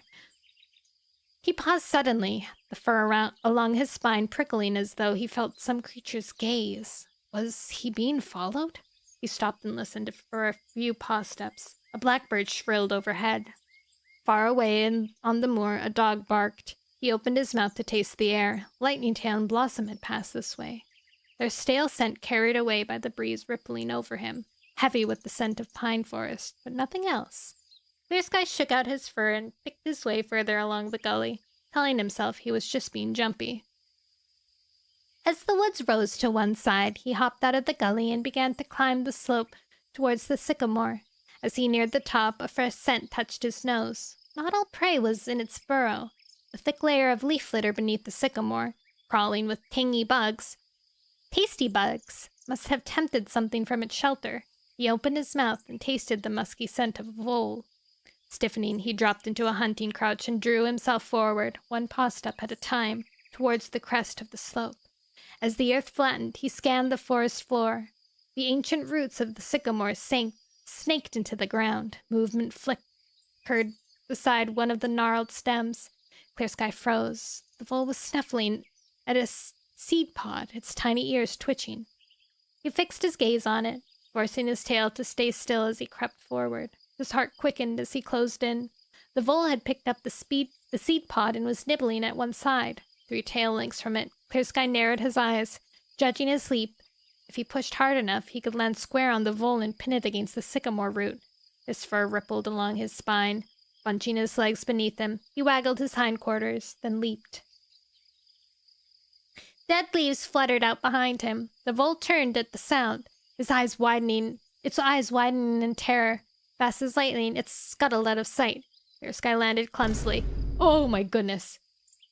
Thumping against the sycamore root. Mouse stung, he hissed, frustration flashing through him. Leaves rustled behind him, and he turned. Oh my god, is Starflower gonna try and woo his dad? Thunder's dad? Oh my god. Starflower was standing at the top of the slope. Her lustrous tail was high, and her eyes glittered with amusement. Nice try. Heat flooded beneath Clear Sky's pelt. You scared it off. He straightened angrily. Probably smelled your scent. She padded closer, her tail swishing. At least something did. You were downwind, Clear Sky grunted. Was she trying to embarrass him? Perhaps I should give you some tips. She stopped a tail length away. I've been hunting here all my life. Clear Sky climbed onto the root and sat down. I don't need tips, thanks. I'm a great hunter. He lifted a paw and began washing it. I know that. Starflower rounded at the end of the root, where it plunged into the earth, stopping on the other side. But you weren't born in a forest. You don't have the same feel for it as me. Leaf and nettle share an instinct. You've seen them hunt. You must have noticed how they can blend into the woods in a way you'll never be able to. Clear Sky stopped washing. That's why I took them into my group, he said, his chest puffing with pride. Any cat could hunt, but few had the sense to recognize and use the skills of other cats. He leaned towards Starflower. Perhaps I should give you some tips about leadership. Her green eyes glowed with a challenge. Perhaps you should. Clear Sky snorted. Proud young cat. What are you doing here anyway? You look lonely, leaving the camp by yourself, she told him. I don't get lonely, Clear Sky snapped. Starflower eyed him for a moment. Really? She patted forward till she was just a whisker away from him. He hopped down from the tree root and faced her. Go back to camp and leave me alone. It's too cozy in the camp. I'm not used to being around so many cats. For most of my life, it was just me and One Eye. Surely you had litter mates. This guy bristled with irritation the moment he spoke. It allowed her to draw him into a conversation. They died with my mother. Her green eyes showed no expression. Clear Sky's paws prickled uneasily. Did she feel no grief? She must be a sociopath. How did they die? I don't know. Starflower shrugged. I was too young to remember, and One Eye refused to ever speak of them. Clear Sky strode past her and gazed away between the trees. He wasn't going to feel sympathy for this cat. This was probably how she had won Thunder's affection. That must have been hard for you, he meowed coldly, but every cat holds some tragedy in their hearts. Like you. She moved closer until her thick pelt brushed his. You. Clear Sky flinched away and glared at her. Go back to camp. We're more alike than you think. Her green gaze seemed to burn into his. We're nothing alike. He snapped. I've never betrayed any cat. I'm not sure Greywing would agree with that, Starflower pointed out. Or Thunder. Or Jagged Peak. She paused. Or Rainswept Flower. Clear Sky. Oh, they misspelled his name. Clear Sky could feel his claws extend, digging into the earth. How dare she remind him that he'd killed a cat he'd grown up with? He had been trying to make amends for it every day since. Starflower lowered her voice. I understand you, Clear Sky. You've had to make hard decisions to protect the cats in your care. And sometimes it's meant doing things you've regretted. She held his gaze. If I could take back some of the things I've done, I would. He blinked. Was she sorry for her betrayal? Listen to her! Clear Sky! Oh my god. Her eyes glimmered as though lit by starlight. Her dark pupils looked like flowers. The Clear Sky, it was almost like the 5 petals of the blazing star seemed to shine in her eyes. That's how she got Thunder to swoon after her! She's seducing him! I know you don't trust me, she murmured. I don't deserve your trust, but I will try to show you that you can count on me. Once I choose my allies, I'm willing to die for them. For all my mistakes, I never betrayed my father. And if you trust me, I will never betray you. A Pepsi? I have a Coca-Cola Slurpee. Clear Sky fought to drag his gaze away, but he was caught in the green depths of her eyes. I will never betray you. As her words echoed in his mind, his heart ached with hope. Could it be true? Had he finally found a cat who had complete faith in him? Who would follow him without question, through thick and thin? Wind rattled the branches overhead, breaking the spell. Clear Sky turned away. Go back to camp, Starflower, he meowed firmly. If you want to earn my trust, and the trust of the other cats, then you'll have to work for it. Help Milkweed groom the last of the fleas from her pelt. Get fresh moss for Pink Eye's nest. His fur is thin, so he feels the cold more than most cats. Make sure Thistle and Clover never go hungry again. He faced Starflower, searching her gaze. Would she obey him? She dipped her head. Okay. She turned and headed back through the trees. As she disappeared down the slope, sunshine reached through the branches like claws and raked her golden pelt. Clear Sky stared after her, unable to move. He felt as though his paws had grown roots. His tail twitched. Perhaps he'd been wrong about her. There was more to Starflower than met the eye. Oh my god! Clear Sky!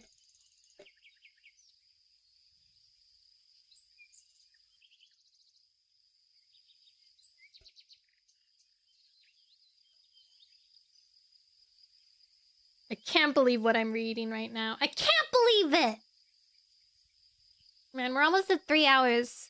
Chapter 10. How long is chapter 10? Okay, chapter 10's not too long. Let's read chapter 10. And then we'll end for today.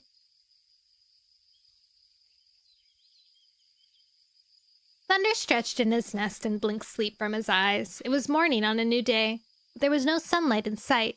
Thick gray clouds washed the camp with drizzle. A fat drop of water splashed onto his muzzle. With a shiver, he hopped out. "You're awake at last," Owl Eyes huffed as he landed beside the young Tom. He was sitting on the edge of the clearing, watching Birch and Alder train Thistle and Clover. "Is it late?" Thunder searched the clouds beyond the treetops for some signs of the sun. Clear Sky's already sent out hunting patrols. Owl Eyes didn't pull his gaze from the young cats. It's their second day of training. Birch and Alder circled the clearing, their paws pattering softly over the muddy earth. Thistle and Clover crouched at the center, their fur plastered against their thin frames as they concentrated on their hunting crunches. "Keep your tail down," Alder told Thistle. "Tuck your hind paws tighter around you," Birch called to Clover. Clover frowned. "But that makes it harder to jump." "It'll feel that way to begin with," Birch reassured the ginger and white kit. "But once you've gotten the hang of it, you'll be able to jump further. And the further you can jump, the less stalking you'll have to do." Owl Eyes tail flicked irritably behind him. What's wrong with stalking? Ignoring the gray Tom, Clover narrowed her eyes and bunched up her hindquarters. "Is that better?" "Great!" Birch lifted his tail. "Now jump. Thank you for the follow." Chrysitane? Cry?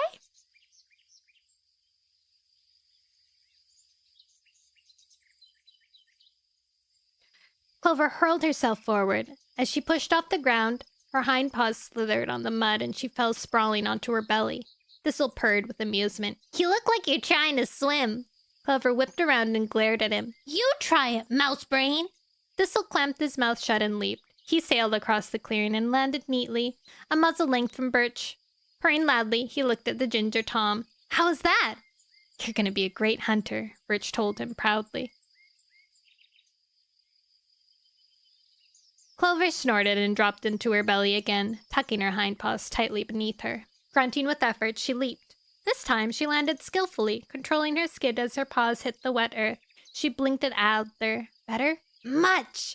Alder congratulated the kit. Owl Eye sniffed. "I still think you should be teaching them how to stalk, not jump." Alder glanced at the gray Tom. "Clear Sky asked us to train them, not you." Birch joined his sister. "You're just in a bad mood because he chose Sparrowfur for the second hunting patrol." Owl Eyes flattened his ears. "I hunt better than she does in the rain," he muttered. "Sparrowfur doesn't like getting her paws wet." He stalked across the clearing and curled down among the roots of the beech. His pelt spiked from the rain. Miserably, he shoved his nose under his paw and closed his eyes. Aw, poor Owl Eyes. He's having a tough time in this camp. I should be out on patrol, Thunder thought, tearing his gaze away to scan the camp. Where was Clear Sky? He recognized Cloud Spot's voice beneath the yew. "Chew on these leaves, Milkweed." Thunder's nose twitched at the smell of tansy. "It's just a slight sickness in your chest," Cloud Spots was saying. "The leaves should clear it. Send Clover for more if you feel bad later." The long-furred Tom came out from beneath the yew and padded to the short, steep bank beyond the oak. Brambles spilled over the muddy overhang beside the hollow where Clear Sky made his nest. They smelled like a pungent meadow. Cloud Spot slid behind them. He'd been collecting herbs for days and stashing them among the prickly stems. "Thunder!" Clover called to him. "Watch me jump!" Thunder looked as she crouched and leaped across the clearing. He'd been pleased that Clear Sky had taken the starving family, and even happier when he'd heard Milkweed pass on Greywing's message. Perhaps Clear Sky and Greywing's relationship was gently mending. But it was strange that Greywing had been on the moor. He'd gone to live among the pines with Tall Shadow. What had driven him back to his old home? "Well?" He realized Clover was staring at him expectantly. "Very good," he told her. Clover purred. "I can jump as far as Thistle now." "No, you can't." Thistle lifted his tail indignantly. Birch stepped between the kits. "Why don't we practice stalking like Owl Eye suggested?" Owl Eye's ears twitched, but he didn't lift his muzzle from beneath his paw. Thunder caught Birch's eyes. "Where's Clear Sky?" Perhaps it wasn't too late to persuade his father to let him join a patrol. Birch glanced at the branch that overhung the clearing. That was where Clear Sky liked to sit and watch over the camp. It was empty. Birch shrugged. Perhaps he's gone to make dirt. Thunder padded to the bottom of the oak, his father's scent still fresh on the bark, which meant he probably hadn't gotten far. Thunder leaped up the steep bank and padded over the wet grass beyond. Clear Sky, he called. The break-in at the edge of camp rustled and Clear Sky skid out. What is it? I'd like to join one of the hunting patrols, Thunder told him. Which way did you send them? I'm sure I can catch up. I want you to stay here. Clear Sky marched past him and paused at the edge of the slope. Someone needs to watch over the kits. They've got you, and Birch and Alder, Thunder argued, and Owl Eyes. Clear Sky turned his head. If you wanted to be on a hunting patrol, you should have woken up earlier. Was his father punishing him for sleeping late? I'm sorry, I'm still used to the light on the moor. In the forest, when it's cloudy, it's sometimes hard to tell day from night. No other cat here has that problem. As Clear Sky jumped into the clearing, Lightning Tail and Leaf pushed their way through the camp entrance. Thick wads of moss dangled from their jaws. Lightning Tail dropped his soft green bundle. There's enough to line 2 nests here, he told Leaf. Leaf spat out his moss. We'll never get it dry in this weather.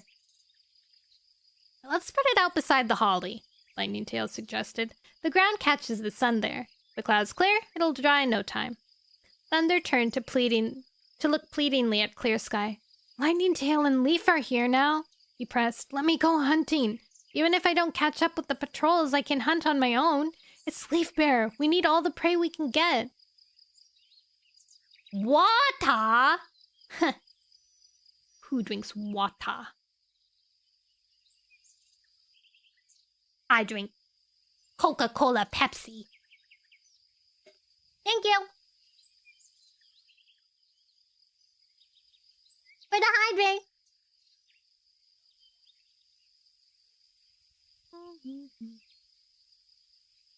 I need you to stay. I'm going on border patrol. Clear Sky met his gaze. Besides, I don't want cats hunting alone.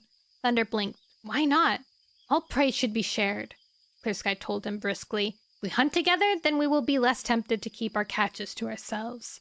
Thunder bristled. You don't trust us? Clear Sky lifted his chin. Of course I do. But it's my duty as leader to keep you from temptation. What is wrong with Clear Sky? You'd think that he'd been really, really happy to have his son in his camp again, but he's just like stifling him constantly. Not allowed to drink soda poppy anymore. No.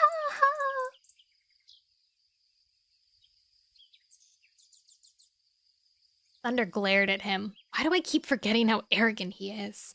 He didn't argue. Instead, he lowered his tail obediently. If you're going on patrol, let me come with you.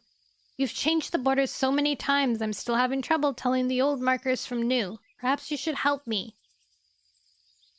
This wasn't true. He could easily tell the difference between a stale scent and a fresh one, but he was desperate to make up for oversleeping.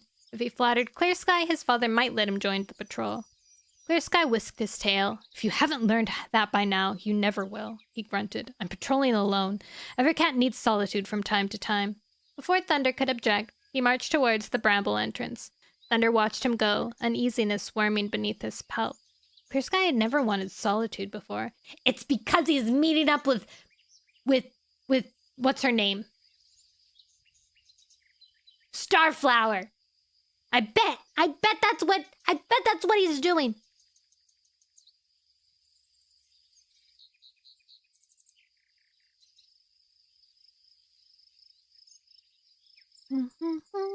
As his father pushed his way out of camp, Thunder hurried across the clearing towards Lightning Tail. I want you to watch the camp, he whispered quickly. Lightning Tail was spreading his strips of moss over the wet earth with a paw. Why? Clear Sky asked me to do it, but I want to follow him. Lightning Tail looked up. Why? Where's he going? He said he's going to patrol the borders, Thunder breathed. I wanted to come, but he's ordered me to stay in camp. Lightning Tail shrugged. Perhaps he wants to be alone. That's what he said, Thunder conceded. But I'm following him anyway. What if he runs into a fox or a dog? Lightning Tail's whiskers twitched teasingly. You're just being nosy. It's not true, Thunder snorted. Lightning Tail straightened up. And I'm coming with you. Now who's being nosy? Thunder teased. Leaf looked up from his scraps of moss. What are you two whispering about? They're flirting! We needed to guard the camp, Thunder told him. We're going out on patrol. Leaf shrugged and smoothed the wide piece of moss with his paws. Okay. Thunder hurried towards the bramble wall, Lightning Tail at his heels. He ducked through the entrance tunnel, his mouth open as he tasted for Clear Sky's scent.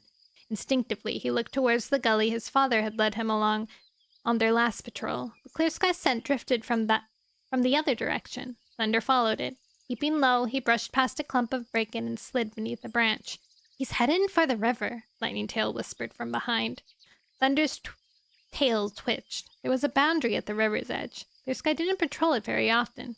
He believed that the river, which flowed between River Ripple's marshes and the oak woods, was enough to keep inquisitive rogues and kitty pets from crossing into their territory. Perhaps he was hoping to find some new recruits, just like he'd found Milkweed, Pink Eyes, and Blossom. Was that the purpose of his patrols? As Thunder pushed through a stench of long grass, he wondered again at the change in his father. The leader who had fought so hard to defend his borders was now happy to open them to any cat. The thought cheered him, and he leaped the last few clumps of grass and began to follow the forest floor as it sloped upward. He hurried onward, watchfully. He didn't want Clear Sky to see that he'd followed him. Once he'd caught up to his father, he would only make his presence known if there was trouble, an unfriendly rogue or a hungry fox. Can you see him? Lightning Tail fell in beside him as they neared the top of the ridge.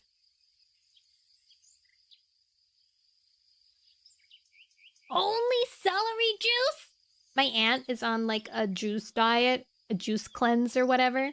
And she says she drinks a lot of celery juice.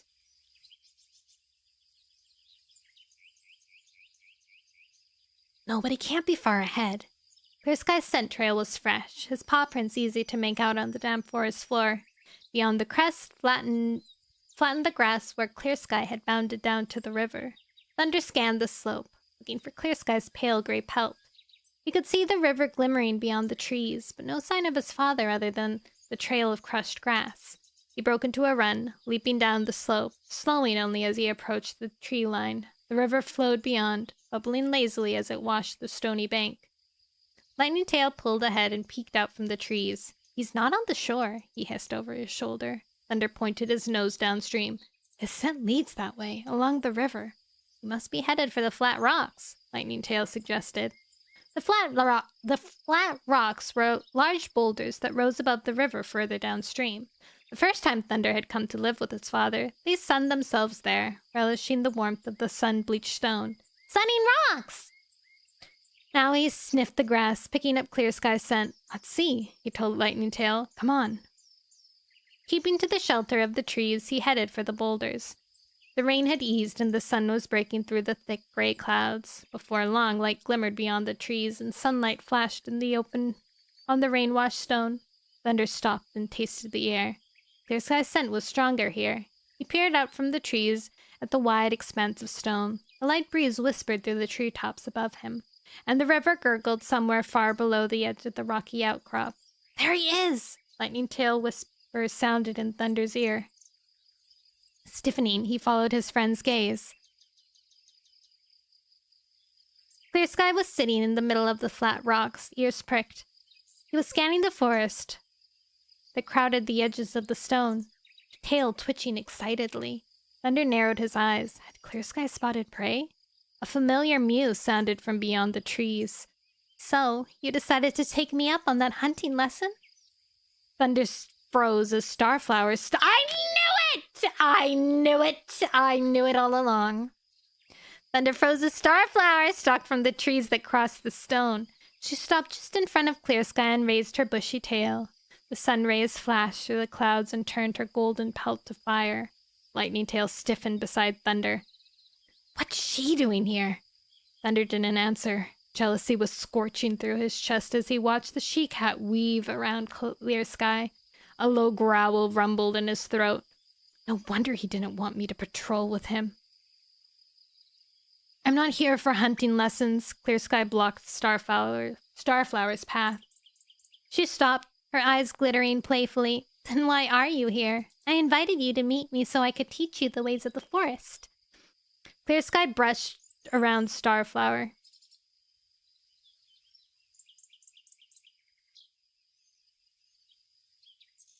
his eyes never leaving hers. He stopped close to her muzzle. I don't need you to teach me anything, he meowed. I learned all I need to know, and I've learned it the hard way. I told you, Starflower purred throatily. We have more in common than you think. Clear Sky half closed his eyes. Perhaps we do. Oh my god, they're watching a seduction session. Jesus Christ.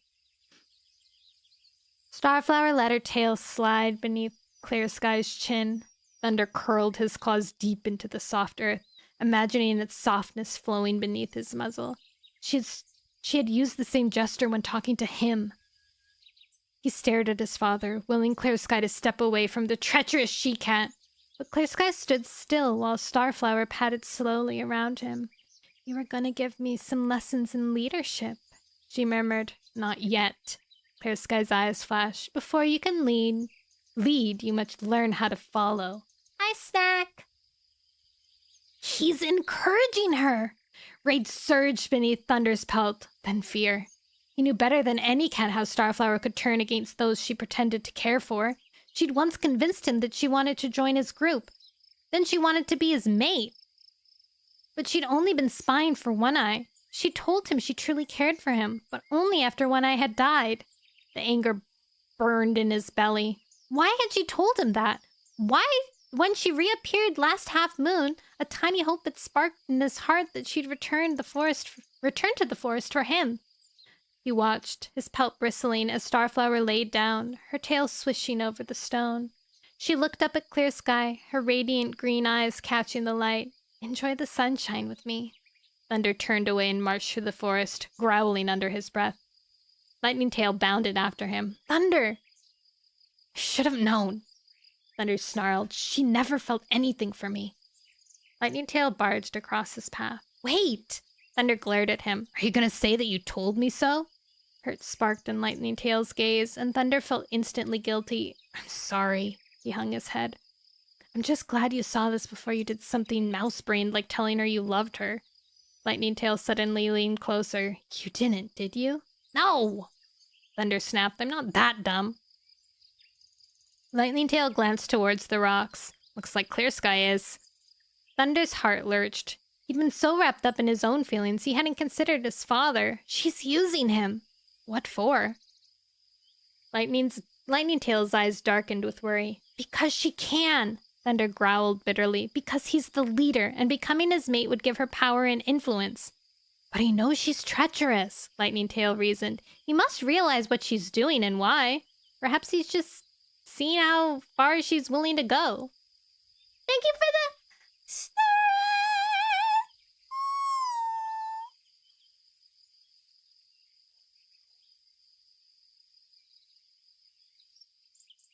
That was a good stretch.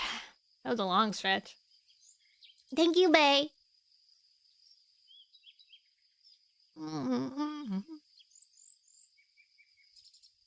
Thunder nodded slowly. Clear Sky's main goal had been bringing the cats together, not finding a mate. Of course, he's letting Starflower play her stupid games, making a fool of herself. He stared blankly at Lightning Tail, his gaze clouding. Was that all it was with me, too? A stupid game? Pain seared his heart. He shook it out of his pelt, fighting grief. Leave me alone, Lightning Tail. I need to think.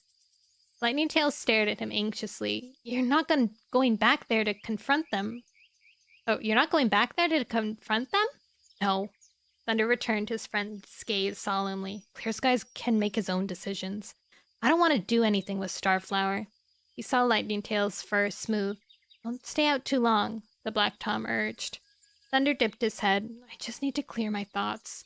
He watched Lightning Tail head away until he was no more than a shadow moving through the wilting undergrowth. Making for the river, Thunder broke from the trees and gazed over river-rippled marshes. The reeds stirred and bent in the breeze. A gust whipped Thunder's whiskers against his cheek. As he glanced downstream to where the boulders rose above the water, a deep ache twisted his heart. I really thought she had come back for me. There's only one cat Starflower cares about, and that's Starflower. So true! So true! Can't believe they did Thunder so dirty. I know! Oh my god. They like had this...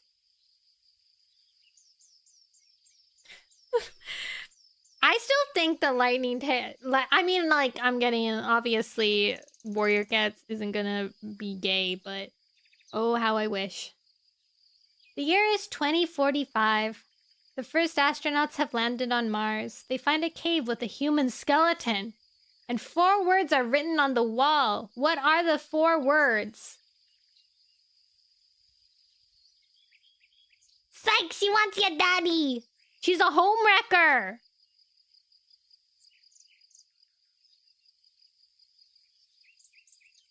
She doesn't care. She just wants to swoon someone. She knows how pretty she is. What are the 4 words on the wall?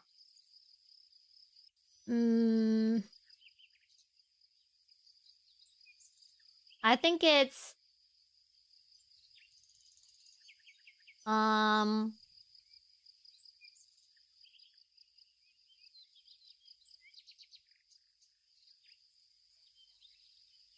what could it be? I was gonna say, like, don't turn around, but that's only 3 words. I love you. Mars rover. The 4 words are LOL. YOLO. What are the 4 words, Thomas? Tell me. I gotta know. I gotta know. What's the question again? The year is 2045.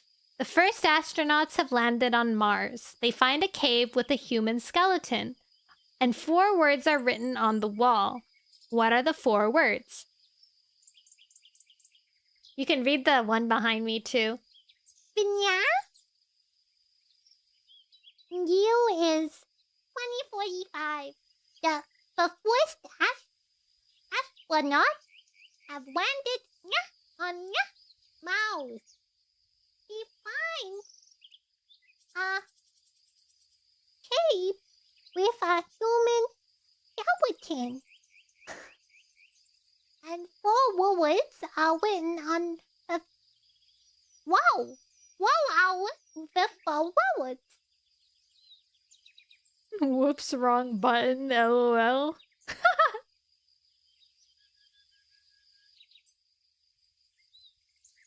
Humans will be killed.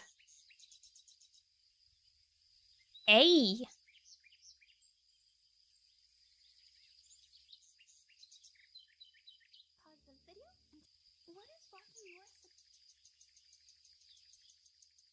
Hello, Camden. Thomas, where are you? You can't leave us hanging. What if Thomas wrote that and then left? That would be crazy. That would be too cruel. Thomas, that would be too cruel. Please tell me you're still here.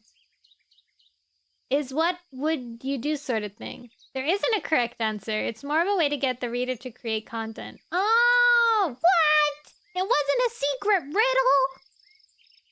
I see. Ominous. Almost. Ominous. Should we go hunting? For cats? For prey? For mice? For the fresh kill pile?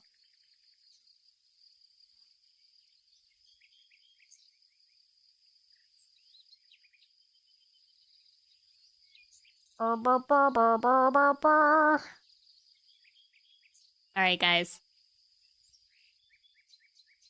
It's time to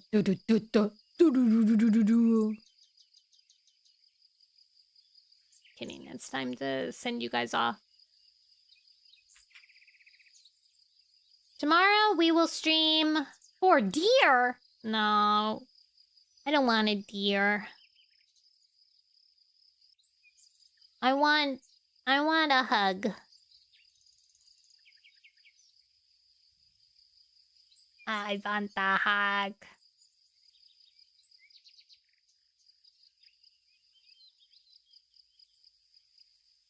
Who should we raid? Let's raid this person. They look cute. They're playing Pokemon. Bear? No, don't kill the bear. I love a bear. We get bears near me. My mom had a bear in her backyard like a month ago, and he was eating all the bird seed out of our bird feeder. And he was just sitting there. He was just flopped, and he just was gowed, like he was just tipping it up in his mouth, and then he sauntered his way out and like just kind of like patted across the the front yard. All right.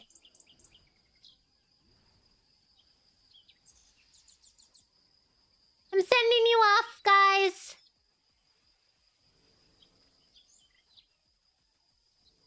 Be safe. Thanks, Smug Boy. Hi, Smug Boy.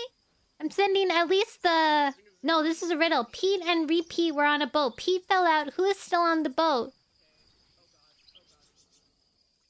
Repeat. Is that gonna be like you replay it? Oh yeah, send the link. Okay. Since I can't go on Twitter. Oh, since I'm only rating on Twitch, that means my YouTube viewers can't view them. But if you want, you can head over on this. This is who we are rating on Twitch. So if you want to go over on Twitch, then that would be lovely. Alright, bye guys. I'll see you tomorrow. Tomorrow either we're gonna play Digimon or we're gonna play Hollow Knight. I haven't decided yet. I was gonna do Hollow Knight, but I haven't done any progress on Digimon because I kind of want to do the story on stream. But yeah.